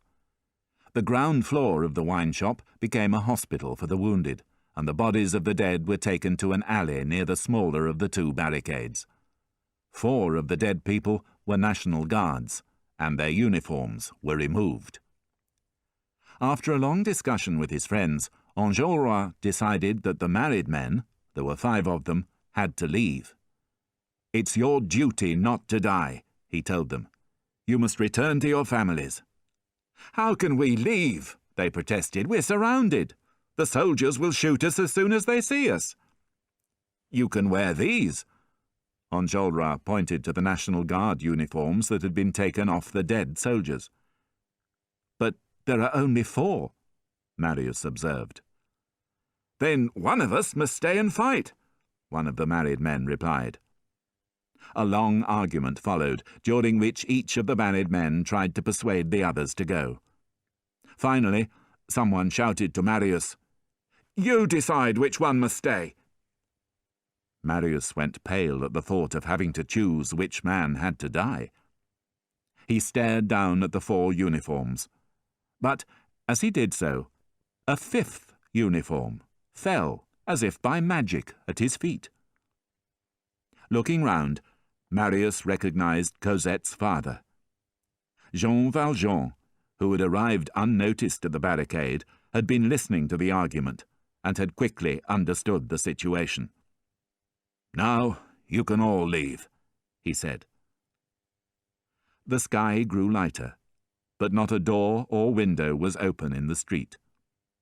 The barricade was stronger than it had been for the first assault, and the rebels were at their positions, guns loaded and ready for action. They did not have long to wait. Sounds of chains and of heavy wheels moving along the stone streets could be heard, and then soldiers came into view at the end of the street, pulling a large cannon. The rebels fired their guns, but when the smoke had cleared, they saw the soldiers unharmed, steadily aiming the cannon at the barricade. Moments later, an officer shouted a command, and the cannon roared into action.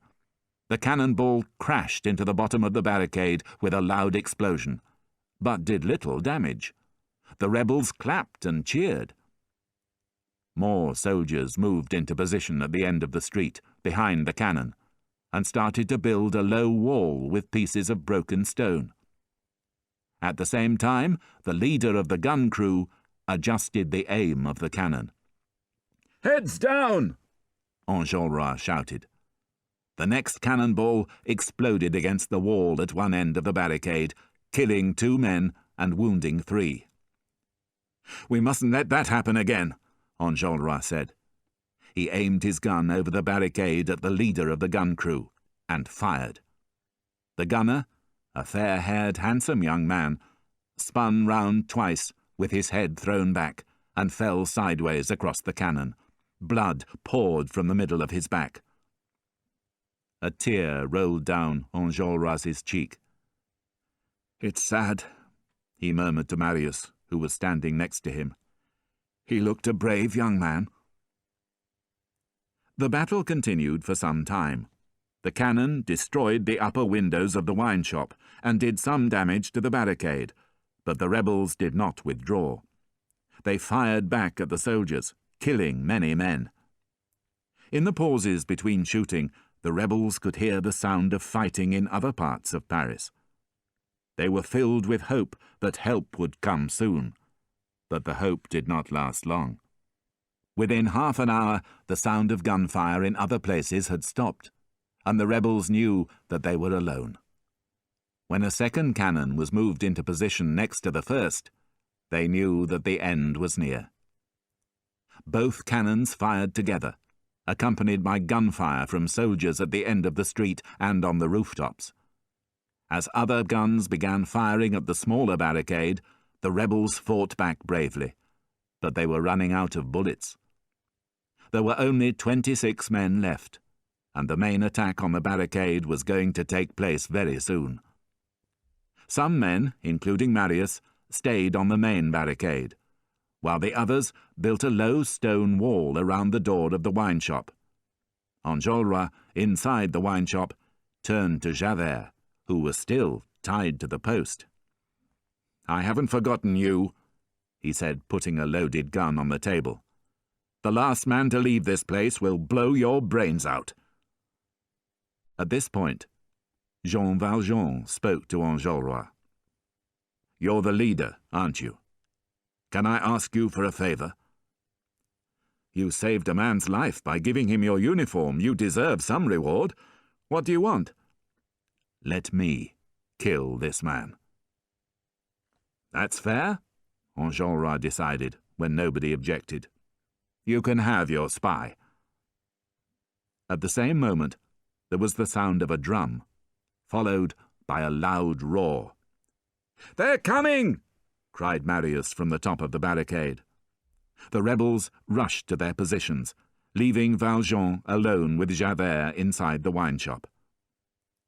Valjean untied the rope around Javert's feet, and taking him by the belt of his coat, led him outside.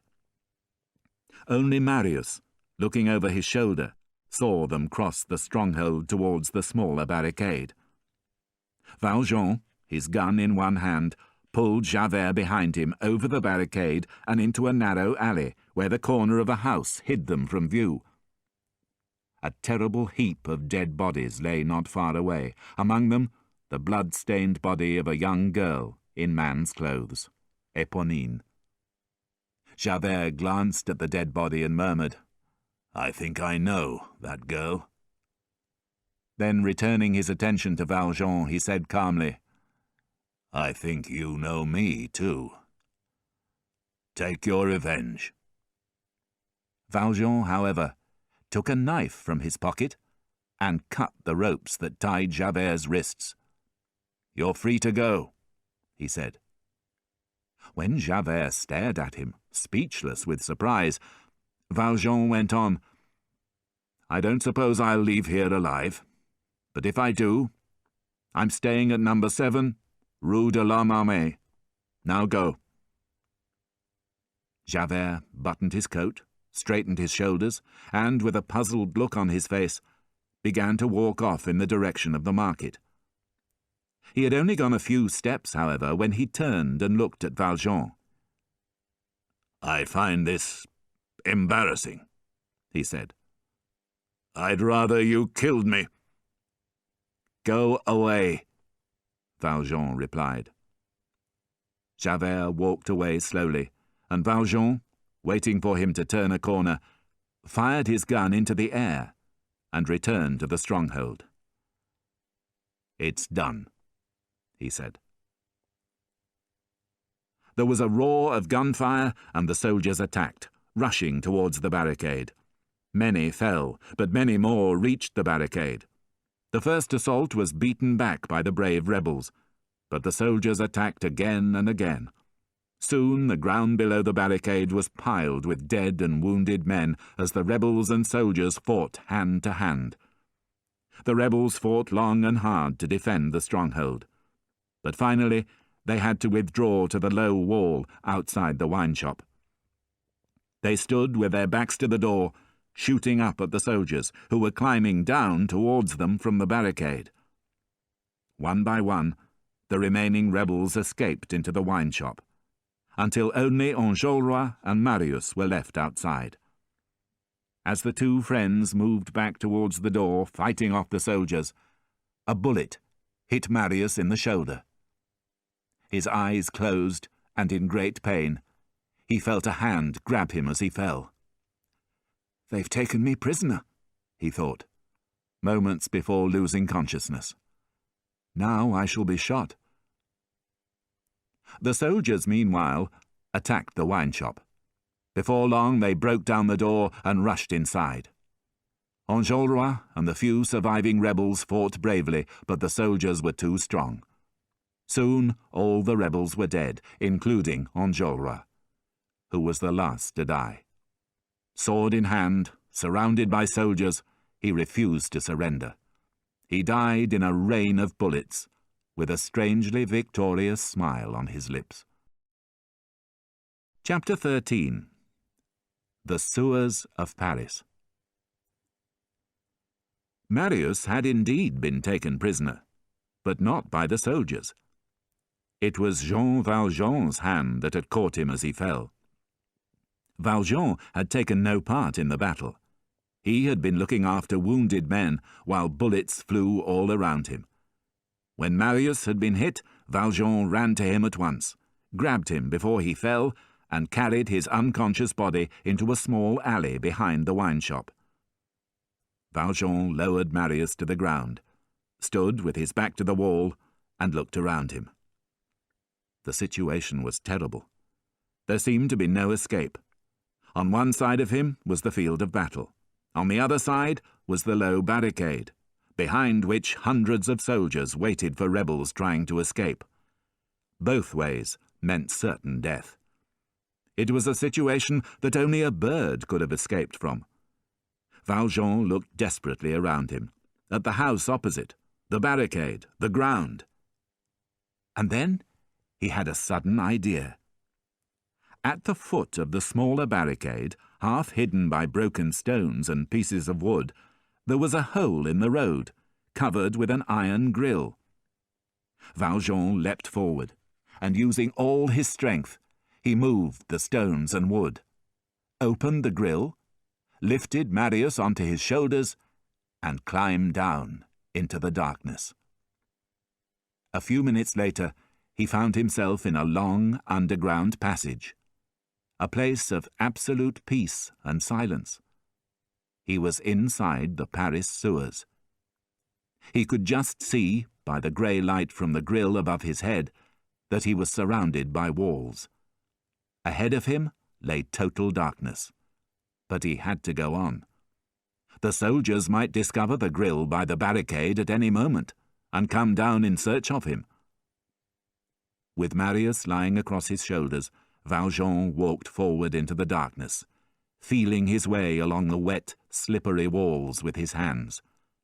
He moved from one passage into another, slipping several times on the wet floor. He could not see where he was going, but he knew he had to follow the downward slope of the passages towards the river. He walked blindly downwards in this way for a long time, his clothes wet with the blood from Marius's wound, the faint whisper of the young man's breath in his ear. He walked in total darkness, the silence broken occasionally by the thunder of gun carriages and horses racing along the streets of Paris far above his head. Suddenly, he saw his own shadow on the floor of the passage in front of him. Looking back, he saw the distant light of a torch. He was being followed. He pressed himself against the wall, held his breath, and waited. In the distance, a group of men formed a circle around the torchlight. They seemed to be listening for something, waiting for someone to move. Finally, the group of men moved off along another passage, and Valjean was left in total darkness once again. He continued his journey through the sewers. Sometimes the roof of the passages was so low that he had to bend down as he walked. His feet slipped all the time in the water on the ground, and he felt sick and faint with the terrible airless smell.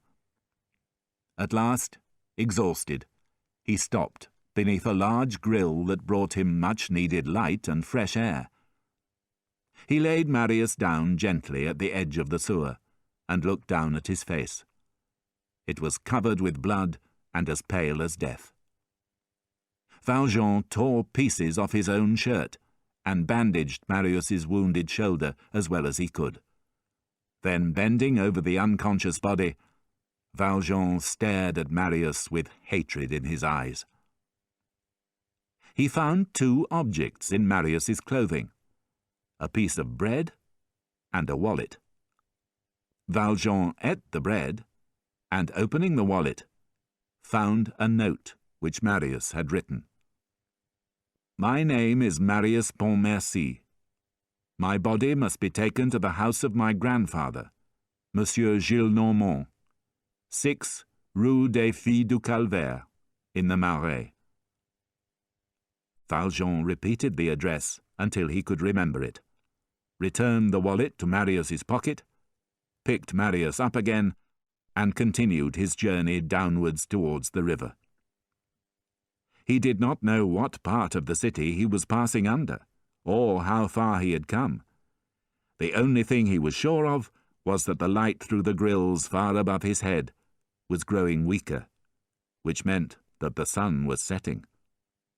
At one point, he had to walk waist-deep through water, and almost sank as the ground turned to sand beneath his feet.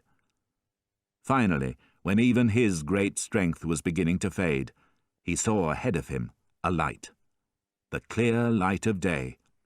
He was suddenly filled with new energy at the sight, at last, of his way of escape from the sewers. Forgetting the weight of Marius on his shoulders and his own hunger and tiredness, he ran towards the light. He had to bend as the roof of the tunnel became lower, but when he reached the light, Valjean stopped and gave a cry of despair. The opening was closed with a strong iron gate held firm by a huge rusty lock. Through the bars, Valjean could see daylight, the river, a narrow river bank. But how could he get out? Valjean laid Marius down by the wall, where the floor was dry. Then, moving to the gate, he shook it fiercely with both hands, trying to bend the bars with the last of his strength. But the gate was solid, and the bars were firm. Valjean turned his back to the gate and sank to the ground, his head bowed between his knees. There was no way out. And as all hope of escape left him, he began to think of Cosette. While in this state of despair, Valjean felt a hand on his shoulder. He thought he was dreaming. He looked up and saw a man dressed in old clothes standing beside him. Despite the unexpectedness of this meeting, Valjean recognized the man at once. It was Thénardier. Valjean did not show that he recognized the man, and saw with relief that Thénardier had not recognized him. "I'll make a bargain with you," the man said. "What do you mean?" Thénardier nodded in Marius's direction. "You've killed a man. Give me half of what you found in this man's pockets, and I'll unlock the gate for you." He produced a large key from his pocket and a piece of rope. "I'll give you this as well," he said. "Then you can tie stones to the body and throw it in the river." Valjean took the rope without speaking. "What about my share of the money?" Thénardier asked. Valjean took 30 francs from his pockets and showed it to Thénardier, who stared with disbelief. "You killed a man for just 30 francs? You're a fool." He searched Marius's pockets himself, and then Valjean's. "It's true," he said at last. "That's all there is. Oh, well, never say that I'm not a kind man." He took the 30 francs, and helping Valjean to lift Marius onto his shoulders, he put the key in the lock and opened the gate just wide enough for Valjean to pass through. When Valjean was outside, Thénardier closed the gate behind him and disappeared like a rat into the darkness of the sewers. Valjean laid Marius gently on the grass and stood up, surrounded by silence, enjoying the feeling of fresh air on his face. Then, just as he was bending to splash water from the river on Marius's face, he was aware of someone else standing behind him. He looked round quickly and saw a tall man in a long coat, a large stick in his hand. Although the man's face was hidden in shadow, Valjean recognized him as Inspector Javert. Javert, however, did not recognize Valjean at first. He had been more interested in catching Thénardier, who had escaped from prison and was known to be in the area. "Who are you?" he asked. Valjean told him his name and stood without moving as Javert approached and stared into his eyes. "Inspector Javert," Valjean said quietly, "I beg you to do me one favor. I promise not to try and escape. I gave you my address this morning, if you remember, so you would know where to find me anyway." Javert did not seem to hear. He stared into Valjean's eyes for a long time, then, stepping back with a look of confusion in his eyes, asked dreamily, "What are you doing here? Who is this man?" "Will you help me to take him home?" Valjean said. "He's badly injured." Javert looked unhappy, but he did not refuse. Bending down, he took a handkerchief from his pocket, wet it in the river, and bathed Marius's blood-stained forehead. Then he felt Marius's wrist. "He's dead," he said. "No, not yet," Valjean replied, feeling in Marius's jacket for the wallet. "Look," he said, showing Javert the note with Marius's grandfather's address. "That's where we need to take him." Javert shouted to the driver, who was waiting for him, to bring his carriage close to the river. With Marius in the back seat, Valjean and Javert side by side in the front, the carriage drove off quickly through the dark and strangely empty streets of Paris. When they arrived at Monsieur Gillenormand's house, a servant answered the door. "Does Monsieur Gillenormand live here?" Javert asked. "Yes. What do you want?" "We're bringing back his grandson. He's dead. Go and wake his grandfather. We're bringing him in." Javert, Valjean, and the driver carried Marius into the house and laid him gently on a sofa in Monsieur Gillenormand's sitting room. While one servant ran to find a doctor and another looked for clean sheets, Valjean felt Javert's hand on his arm. He understood and went downstairs with Javert close behind him. When they had got back into the carriage, however, Valjean said, "Inspector, will you do one last thing for me before you arrest me?" "What is it?" Javert replied impatiently. "Let me go home for a minute. After that, you can do whatever you want with me." Javert was silent for some moments, his chin sunk in the collar of his overcoat. Then he pulled down the window in front of him. "Number 7, Rue de l'Homme Armé, he told the driver. Neither man spoke during the journey. At the end of the Rue de l'Homme Armé, which was too narrow for the carriage to enter, Javert paid the driver and accompanied Valjean to his front door on foot. "Go in," said Javert with a strange, distant look in his eyes. "I'll wait for you here." Valjean went into his house and called, "It's me!" Climbing the stairs, he paused for a moment to look out of the window to see what Javert was doing. But the street was empty. There was no one there. The next morning, Inspector Javert's body was discovered floating in the river.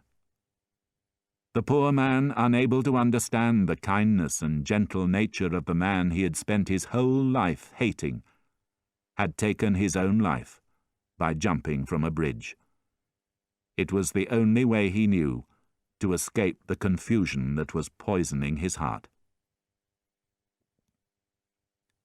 When Monsieur Gillenormand saw his pale, lifeless-looking grandson lying on the sofa, he shook from head to foot. Leaning against the door for support, he murmured, "Marius!" "He's just been brought here," said a servant. "He was on the barricade, and—" "He's dead!" cried the old man in a terrible voice. "The fool! He did this to hurt me, the ungrateful boy. I try to be good to him, and this is how he rewards me." The old man walked to the window, and while he complained to the night about the pain and grief his grandson had caused him, the doctor arrived. After listening to Marius's heart, he organized his removal to a bed in another room, and returned to Monsieur Gillenormand, who was still standing by the window. "Will he live?" Monsieur Gillenormand asked, his eyes wild with fear. "I don't know," the doctor replied. "The wound to his body is not serious, but there are deep cuts on his head. It's difficult to say." Monsieur Gillenormand went to Marius's bedside. "You heartless boy," he said angrily. "A fool who prefers fighting to dancing and having fun. What kind of man are you? Are you mad? But it makes no difference. I too shall die. That makes you a murderer, a cold-hearted killer. I cannot feel grief for you." At that moment, Marius's eyes slowly opened, and his gaze rested upon Monsieur Gillenormand. "Marius!" the old man cried. "Marius! My child! Grandson! You're alive after all!" Chapter 14. The Wedding. Marius lay for a long time between life and death in a state of fever, endlessly repeating the name of Cosette. He mustn't get excited, the doctor warned. Every day, according to one of the servants, a white-haired, well-dressed gentleman came to ask for news of the sick man. Finally, after 3 months, the doctor announced that Marius was out of danger. But he had to spend the next 2 months resting because of the damage to his shoulder. Monsieur Gillenormand grew happier as his grandson's condition improved. He did strange, unexpected things, like running up and down stairs without knowing why. He gave his neighbour, a pretty woman, a bunch of flowers, which greatly annoyed her husband. Marius, meanwhile, tried to make sense of what had happened to him. He thought about Enjolras and Éponine, and wondered why Cosette's father had been at the barricade. He could not understand why nobody could tell him how he had been saved. All he knew was that he had been brought to his grandfather's house in a carriage. He noticed his grandfather's tenderness towards him, but he could not forget the old man's unfairness and cruelty to his father, who had died penniless and unloved. Most of all, however, he thought about Cosette, and how he could find her again. "There's something I have to say to you," Marius told his grandfather one day. "What is it?" "I want to get married." "But of course," the old man laughed. "What do you mean, of course?" "That's understood. You will have your little girl." "I don't understand," Marius said, almost speechless with amazement. "You will have her," the old man repeated. "She comes here every day, in the shape of an old man who asks for news of you. While you've been ill, she's spent her time crying and making bandages for you. I know all about her. She lives at number 7, Rue de l'Homme Armé. You see, I'm not as unkind as you think. I've found out that she's a charming girl and that she loves you. I knew you were angry with me, and I thought, what can I do to make him love me? Then I thought, I can give him Cosette. I wanted to invite her to see you, but the doctor warned me that you would probably get too excited. So I advise you, dear boy, to eat more meat and get better soon. Then you can marry your Cosette and be happy." Having said this, the old man burst into tears. He held Marius's head to his chest, and they cried together. "Grandfather," Marius said at last, "I'm feeling much better already. When can I see her?" "You can see her tomorrow." "Why not today?" "All right, I'll fetch her today. You've called me grandfather. You've shown me that you love me after all. You've earned your reward." Later that day, Cosette arrived at Monsieur Gillenormand's house. Standing beside her on the doorstep was a white-haired man with a strangely nervous smile. Monsieur Gillenormand showed them up to the room where Marius was waiting. Cosette stood in the doorway, overcome with happiness. She wanted to throw herself into Marius's arms, but was unable to move, afraid to show the world that she loved him. "Monsieur," Monsieur Gillenormand addressed Jean Valjean, "I have the honor, on behalf of my grandson, Marius Pontmercy, to ask for your daughter's hand in marriage." Jean Valjean bowed. "Good. Then that is agreed," Monsieur Gillenormand said, and turning to Marius and Cosette, he added, "My children, you are free to love one another." When they were alone together, Cosette and Marius kissed. "Is it really you?" Cosette murmured at last. "I can't believe it. I'm so happy to see you. I was so excited today that I haven't even dressed up for you. I must look terrible. But why don't you say something? Why are you letting me do all the talking? Do you still love me? Oh, I'm so wild with happiness." "My love," Marius whispered. The wedding was arranged for February the following year. Jean Valjean arranged everything. Having been a mayor, he knew how to solve an awkward problem, the question of Cosette's real family. He told everybody that he was not her father, but her guardian. He also invented a dead family for Cosette, so that everybody believed she was an orphan. Valjean, as her guardian, gave Cosette a large amount of money, 500,000 francs, but did not tell her that the money was his. He told her that the money came from a man who preferred to remain unknown. It was arranged that the couple, who could not believe their sudden new-found happiness, would live with Monsieur Gillenormand after the wedding. Cosette, accompanied by Jean Valjean, visited Marius every day. Marius did not speak much to Valjean. Despite enjoying an occasional conversation with him, he found something strange about the old man. He could not believe that this was the same man he had seen at the barricade all those months ago. It seemed like a bad dream to him. But there were more important things for Marius to think about. Apart from preparing for his wedding, there were two people that he wanted to find. First, there was Thénardier. He was, without doubt, a bad man, but Marius had promised his father to find him and help him. He employed agents to find Thénardier, but without success. The only thing they discovered was that Madame Thénardier had died, and that her husband had escaped from prison and disappeared with his surviving daughter, Azelma.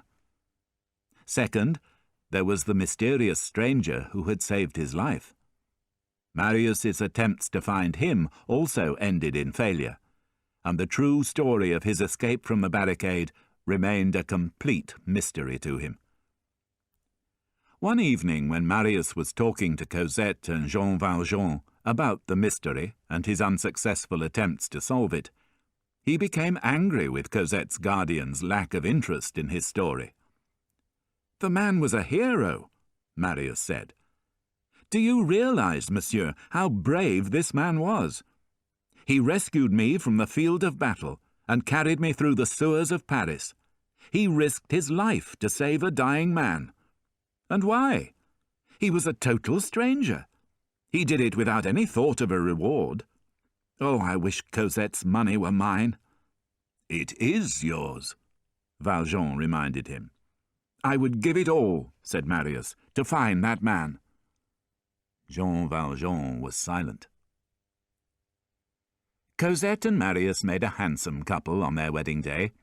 All previous unhappiness was forgotten as they kissed in the church, watched proudly by Monsieur Gillenormand and Jean Valjean.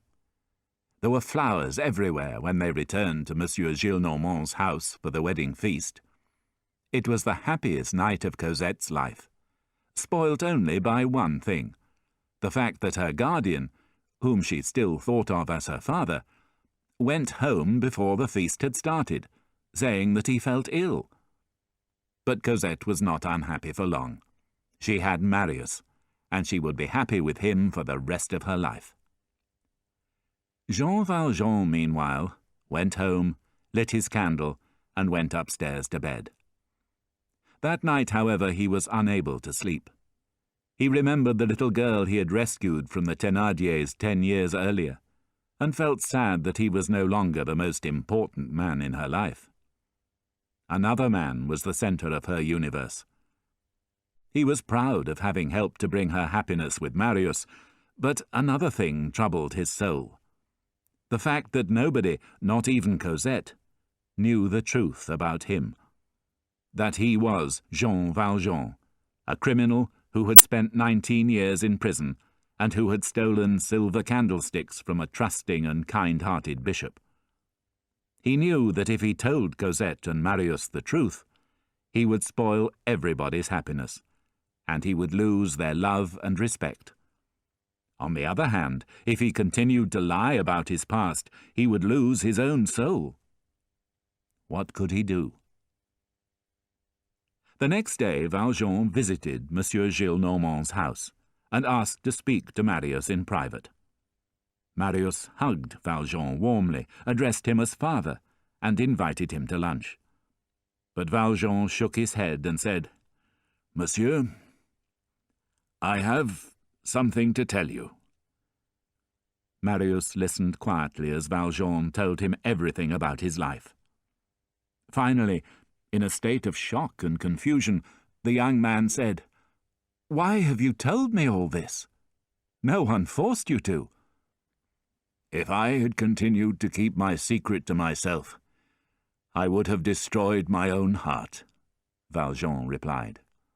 "Besides, I belong to no family. Cosette was the only family I ever had. Everything ended for me when she married you yesterday. She's happy with the man she loves. I tried to persuade myself that it would be better not to admit the truth about my past, but it was no use. I could not silence the voice that speaks to me when I'm alone."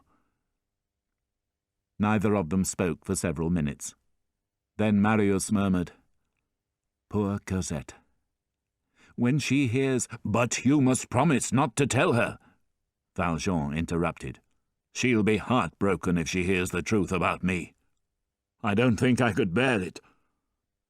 He sank into an armchair and buried his face in his hands. "Don't worry," Marius said at last. "I'll keep your secret. But I think it would be better if you stopped seeing her." "I understand," Valjean said, rising to leave. But at the door he half turned and said, "Monsieur, if you will permit me, I would like to come and see her. I wouldn't come often or stay very long. We could meet in that little room on the ground floor. Please, monsieur. If I can't see Cosette again, I'll have nothing left to live for.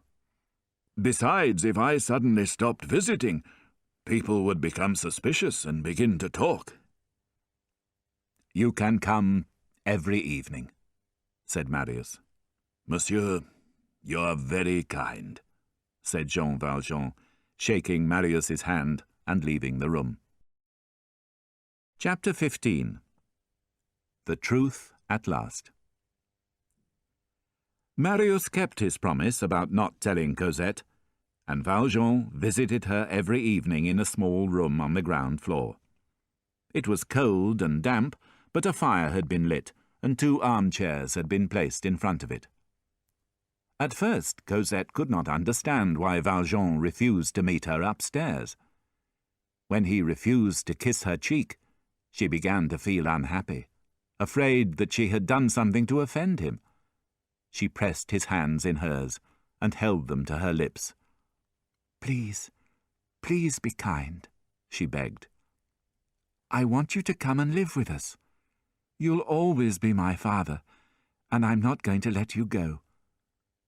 He released his hands. "You mustn't call me father any more," he told her. "You must call me Monsieur Jean." "I don't understand," she said, becoming angry. "This is ridiculous. You're upsetting me very much, and I don't know why you're being so cruel." "You don't need a father any more. You have a husband." "What a thing to say," Cosette replied. "Are you angry with me because I'm happy?" "Cosette," he said, "your happiness is the only thing that matters to me. You're happy now, and so my work is complete." With these words, he picked up his hat and left. Jean Valjean continued his evening visits, but the relationship between himself and Cosette became cooler and more distant. She stopped calling him father or asking him questions. As Monsieur Jean, he gradually became a different person to her, and she began not to depend on him for her happiness. Valjean would sit looking at Cosette in silence, or would talk about incidents from their past. One evening in April, he called at the usual time, but was told that Cosette had gone out with her husband. He waited in the small, damp room for an hour before sadly returning home. Over the next few days, his visits began to be interrupted by servants calling Cosette to dinner. When he arrived, he discovered that the fire had not been lit, and the armchairs had been left near the door. One evening, he discovered there were no chairs in the room at all. He and Cosette had to stand in the cold for their whole meeting. Valjean realized what was happening. Marius was telling the servants not to make him welcome any more. That night he went home in despair, and the next evening he did not come at all. When Valjean did not appear for the second evening, Cosette sent a servant to his house to ask if he was well. Valjean replied that he was very well, but that he had business to attend to. He did not return to the house again, and Cosette was too busy with married life to think too much about him. She did not realize that every evening Valjean would walk slowly from his house until he reached the corner of the street where she lived. He would then stare at the house for several minutes, tears rolling down his cheeks, before turning round and slowly returning home. Marius thought it was right to exclude Valjean from Cosette's life. He achieved this without cruelty, but without weakness. Apart from the details about his life that Valjean had confessed to him, he knew that Valjean had killed Inspector Javert at the barricade. His private investigations into the old man's past had also revealed an even more disgusting fact. He had discovered that Valjean's money really belonged to somebody called Monsieur Madeleine, a wealthy manufacturer from Montreuil, who had mysteriously disappeared. He persuaded Cosette, therefore, not to use any of the money her guardian had given her, and to live on the money that he had started to earn as a lawyer. Cosette had not been happy about this. She could not understand why her father, as she still thought of Valjean, had stopped visiting her. She still loved him in her heart, but she loved her husband even more, and she gradually became used to not depending on the old man for her happiness. One evening a servant brought Marius a letter saying, "The writer is waiting in the hall." The smell of tobacco and the handwriting on the envelope was so familiar that Marius immediately thought of the Jondrettes. He read the letter quickly. It was signed Thénard, and was asking for money. Marius could not believe his luck. He had tried without success to find the man who had saved his father's life at Waterloo, and now the man had come to him. He immediately asked the servant to show the man in. However, Marius had a shock when he saw the man. He did not recognize him at all. He was an old man, with a big nose, glasses, and neat grey hair. He was wearing smart black clothes, and a gold watch chain hung from his jacket pocket. "What do you want?" Marius asked coldly as the stranger bowed to him. The stranger explained in great detail how he used to work for the government in foreign countries, and that now he was retired, he wanted to move to South America with his wife and daughter. Unfortunately, it was a long journey, and he needed money. "What has that to do with me?" "Has Monsieur Pontmercy not read my letter?" Marius had only read the letter quickly and could not remember the details, so he said, "Go on." "I have a secret to tell you, Monsieur Pontmercy," the stranger said. "I'll tell you the first part for nothing. I think you'll be interested." "Well?" "The man you think is your wife's guardian is a murderer and a thief.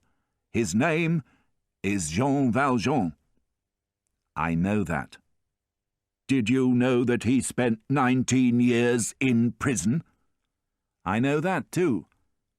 The stranger narrowed his eyes, trying to hide his disappointment and anger at Marius's calmness. Then he gave a strange smile. "I have more information to tell you. It concerns money that belongs to your wife. It's a remarkable secret, and I'll sell the information to you for 20,000 francs. "I know this secret already," Marius said, "just as I knew the others." 10,000 francs? I repeat, you have nothing to tell me. "But I need to eat, monsieur," the visitor said, losing confidence. "I'll tell you for 20 francs. "I know it already," Marius said. "I know everything. I even know your real name." "It's Thénardier." The visitor laughed, but Marius went on.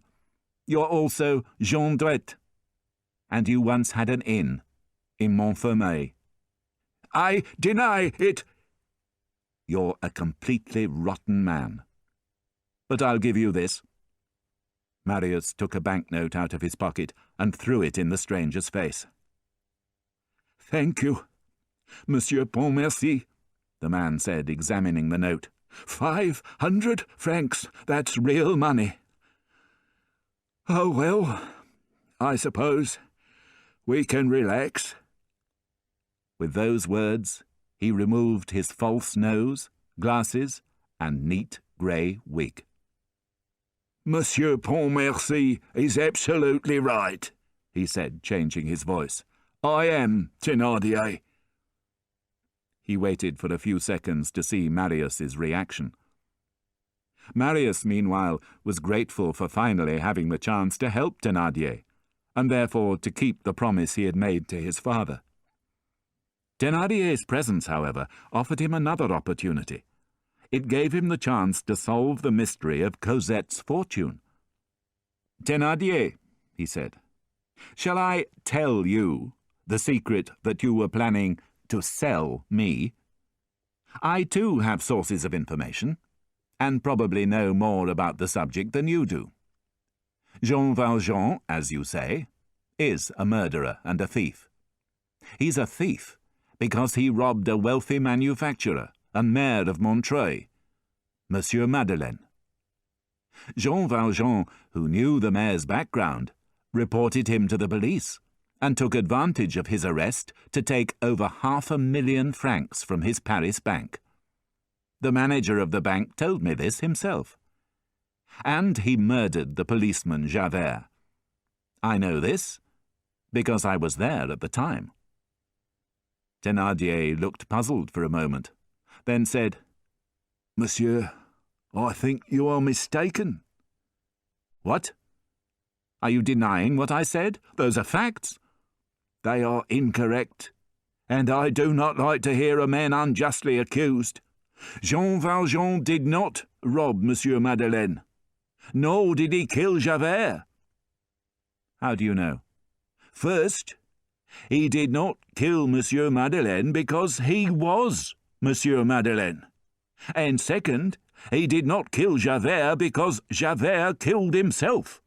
He killed himself by jumping into the river." "What proof do you have?" Marius said, wide-eyed with disbelief. "I have all the proof here," Thénardier said, producing an envelope in which there were several documents and newspaper articles. "I've spent a long time discovering the truth about Jean Valjean." Marius studied the documents carefully, then looked up with a smile of joy. "But he's a splendid man. The fortune was really his. And he's not a murderer or a thief at all. He's a hero and a saint." "He's a thief and a murderer," Thénardier said quietly. "What do you mean?" "I told you that I do not like to see a man accused unjustly, but I do like to see a man punished for crimes he has committed." "And what crimes are those?" Thénardier sat down and told Marius about the time he had helped Valjean to escape from the Paris sewer. "He was carrying the body of a man he had robbed and killed," Thénardier said.